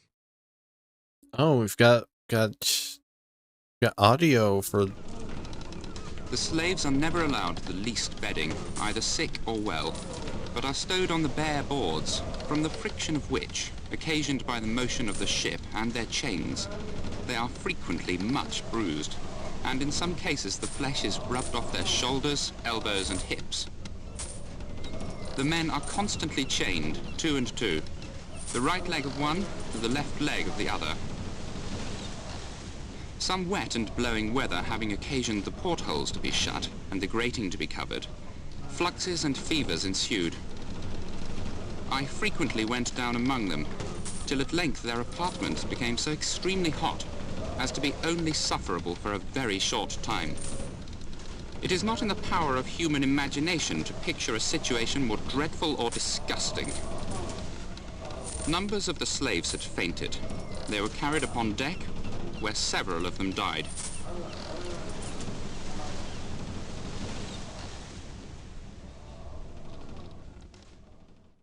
The Ashanti. Under the leadership of the Ashanti, the Ashanti peoples were united into one kingdom in 1695. For the next 150 years, the Ashanti kingdom was a major power among the states of West Africa. The wealth of the Ashanti came from gold and slaves, which they traded with other African states and Europeans.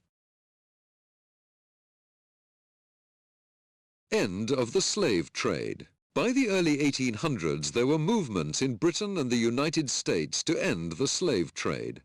Slaves often revolted, but slave owners were powerful and well armed, and most uprisings were easily crushed. Some of the strongest protests came from Christian groups such as the Quakers. Under pressure from William Wilberforce, Britain finally banned the slave trade in 1807. Other countries followed one by one. The slave trade. Right, so now we've just got Asia and Oceania, and then we can move on to other eras and cover as much ground as we can, basically. Because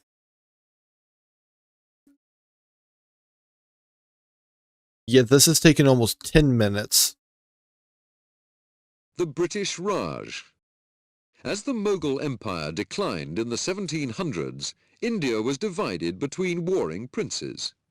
The British East India Company used the situation to extend its control in India. The company took over the province of Bengal in 1757, then drove the French from their trading posts. The British government took control of the company in 1784. The British Raj means rule, gradually extended over most of India. In 1858, India formally became part of the British Empire. Colonizing Australia. The first Australians, the Aborigines, came to Australia from Asia about 60,000 years ago. In the 1600s, Dutch and British sailors, such as Tasman and Dampier, explored the coasts. Captain Cook landed on the east coast in 1770 and claimed Australia for Britain. The first British settlers, mostly convicts, arrived in 1788. Manchu prosperity. The first 150 years of the Manchu or Qing dynasty, 1644 to 1911, was a prosperous and stable period in China. The emperors Kangxi and his grandson Qianlong were enlightened rulers who encouraged Chinese art and culture. Farming, manufacturing and trade flourished. Porcelain and tea were exported in large quantities. There was a rise in population from about 150 million in 1700 to 300 million by 1800. But in 1796, the White Lotus Rebellion broke out. This marked the beginning of the Manchus' decline. The South Seas. European sailors explored the South Pacific in the 1600s and 1700s. The Spanish and Dutch were first, followed by the French and British. Explorers searched for new lands to claim. Many, like the Englishman Cook and the Frenchman Bougainville, were also motivated by scientific curiosity. Sadly, they brought deadly diseases and interfered with the customs of the native Polynesians. The British Raj. Alright, so that's it for this 1700 to 1825. So we've got 1825 to 1914. And honestly, maybe it's for the best if we don't get to World at War. Votes for women. In the 1800s, women did not have equal rights with men. In particular, they did not have the right to vote. In 1848, at the Seneca Falls Convention, some American women set out to change this. Women in other countries also began to demand equal rights. Suffragists faced scorn and ridicule, but eventually won the vote for British women in 1918 and American women in 1920. American Civil War. Between 1861 and 1865, the United States was torn apart by a bitter civil war between the Confederacy, southern states, and the Union, northern states, led by President Abraham Lincoln. Victory for the Union forces ended slavery in the South and ensured that the United States remained one nation. Mexican Wars. The steady expansion of the United States led to fighting with Mexico. Conflict flared up in Texas in 1835. The Mexican leader Santa Anna wiped out a Texan force at the Alamo, but he was defeated by the Texans at San Jacinto. The U.S. won a decisive victory in a war with Mexico, 1846 to 1848, gaining huge territories by the Treaty of Guadalupe Hidalgo. Native Americans. In the early 1800s, most of North America was peopled by Native Americans. White settlers began to move out of the East and tricked or forced the Native Americans from their territories. The Trail of Tears was just one of many tragic incidents that resulted. By 1900, the remnants of the tribes had been herded into reservations. Transformation of the U.S. Hundreds of white settlers began to cross the Mississippi River from the 1840s onwards. They headed west in pursuit of better lives. For the next 60 years, the settlers pushed the frontier steadily westwards, greatly increasing the size of the United States in the process. This expansion was encouraged by the California Gold Rush and completed by the development of the railroad network. Votes for women. Yeah, let's jump. You know what? Let's jump to Africa and to Asia just to vary things up. Scramble for Africa. Towards the end of the 1800s, European countries took over Africa and divided it among themselves. For example, Britain took control of Egypt and Nigeria. France seized Senegal and Mali, and Belgium took the Congo. Some African states resisted, but European weapons were too powerful for them. By 1912, the division of Africa was almost complete. Only Ethiopia and Liberia remained independent countries. Yeah, so maybe this isn't varying things up much right after finishing up the stuff with the Americas. South Africa. In the 1800s, the British and the Boers controlled South Africa. The British ruled the colonies of Cape Colony and Natal. The Boers ruled two independent republics, Transvaal and the Orange Free State. When the British began to expand their empire, tensions grew with the Boers. Finally, the Boer War broke out in 1899. The British won the war. The two sides made peace, and in 1910 the former Boer republics and the British colonies formed the Union of South Africa. The Zulus. Until the early 1800s, the Zulus were a small tribe living in southern Africa. Then a great king named Shaka transformed them into a powerful military nation. Organized into impis, regiments, Zulu warriors wiped out many neighboring tribes in a violent expansion known as the Mufukani.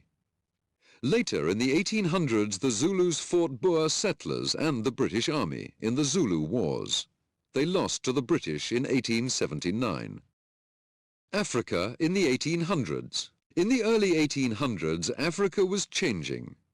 Muhammad Ali formed an army in Egypt and sent his forces into the Sudan. In West Africa, the state of Liberia was founded by freed American slaves, and Usman Dan Fodio created the powerful Fulani Empire. The rise of the Zulu Empire caused upheavals in the south. Arab traders in search of slaves and ivory plagued the peoples of Central and East Africa. Missionaries and explorers. Before 1800, Europeans knew little of Africa except the coast, which had been central to a thriving slave trade. The first Europeans to venture into the interior of Africa were explorers and missionaries, the best known being David Livingstone. They were convinced that Africans would benefit from European knowledge and trade. Scramble for Africa. British Empire. During the reign of Queen Victoria, who ruled from 1837 to 1901, the British Empire grew considerably. By the end of the 1800s, nearly 1/4 of the world's land and population was under British rule. Some colonies, such as Canada and Australia, were populated mostly by British and other European settlers. These colonies were later given dominion status. They were treated very differently from British India or the colonies in Africa, where Britain believed it had a mission to civilize the local peoples by introducing Western ideas and education. Indian Mutiny. In 1857, Indian soldiers mutinied against the rule of the British East India Company. Some Indian princes joined in the rebellion, hoping to regain the power they had lost to the British. After heavy fighting, especially at Cawnpore and Lucknow, the mutiny was suppressed. The British government took control of India from the East India Company. Japan modernizes. When Commodore Matthew Perry of the US Navy arrived with 4 warships in 1853, Japan was forced to open its doors to Westerners after about 200 years of isolation. Japan's shogun, ruler, was despised by many samurai for giving in to the West. The last shogun lost power in 1868 in the Meiji Restoration.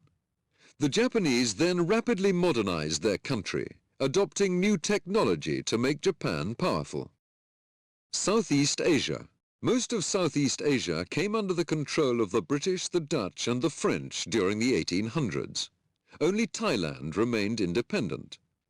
The city of Singapore, established in 1819 by the British colonist Stamford Raffles, became the region's largest trading centre.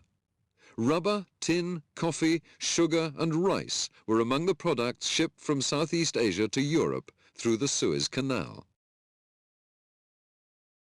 Australia and New Zealand. During the 1800s, many people emigrated to the British colonies in Australia and New Zealand. They were attracted by the vast amounts of land available for sheep farming and by the discovery of gold. They took land from the original inhabitants, the Aborigines in Australia and the Maoris in New Zealand. This led to violent uprisings in which many Aborigines and Maoris were killed. By 1859, 6 different British colonies had formed in Australia. In 1901, the colonies united and Australia became a federal dominion. New Zealand became a dominion in 1907. China in Is 4 a.m., so now it's time for me to end the stream. So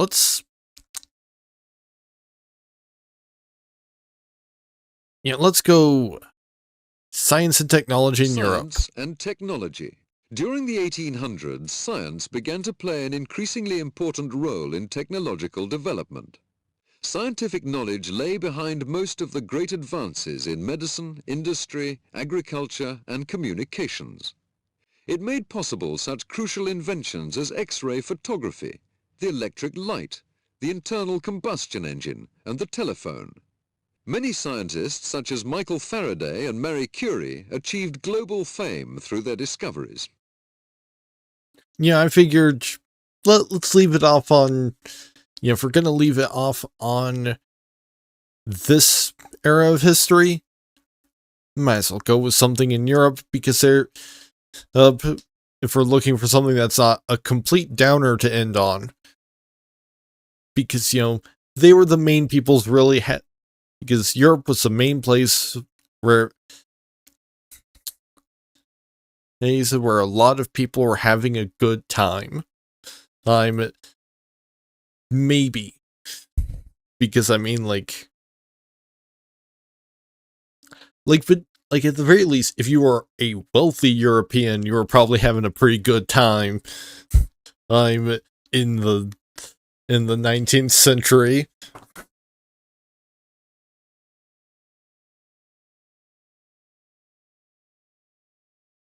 Although it looks like even then, like, it depends on what part of Europe you're in, and too, so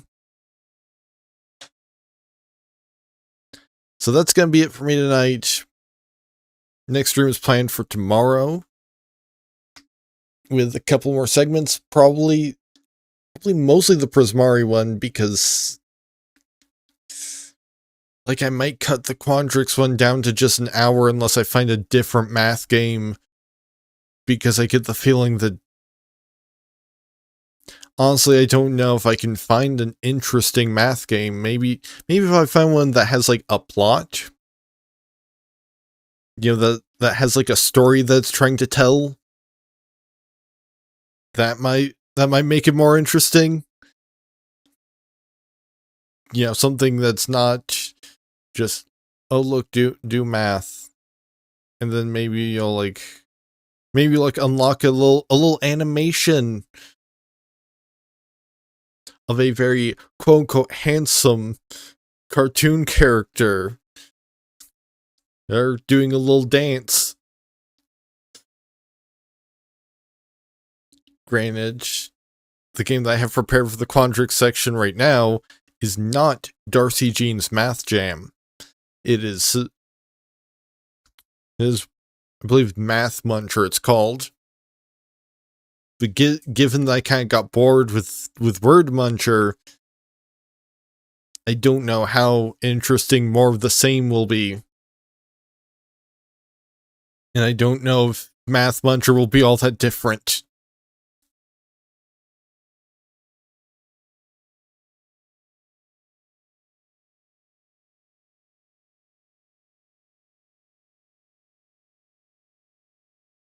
Plus, given that Prismari's segment is going to be a bit different from the others, it might need some extra breathing room. But, you know, that's tomorrow. In the meantime, all of my links are in the chat and in the description and if you're watching this on YouTube. And it's I'm getting a bit too close to the microphone or something. Or maybe I've just got the gain knob turned up too high.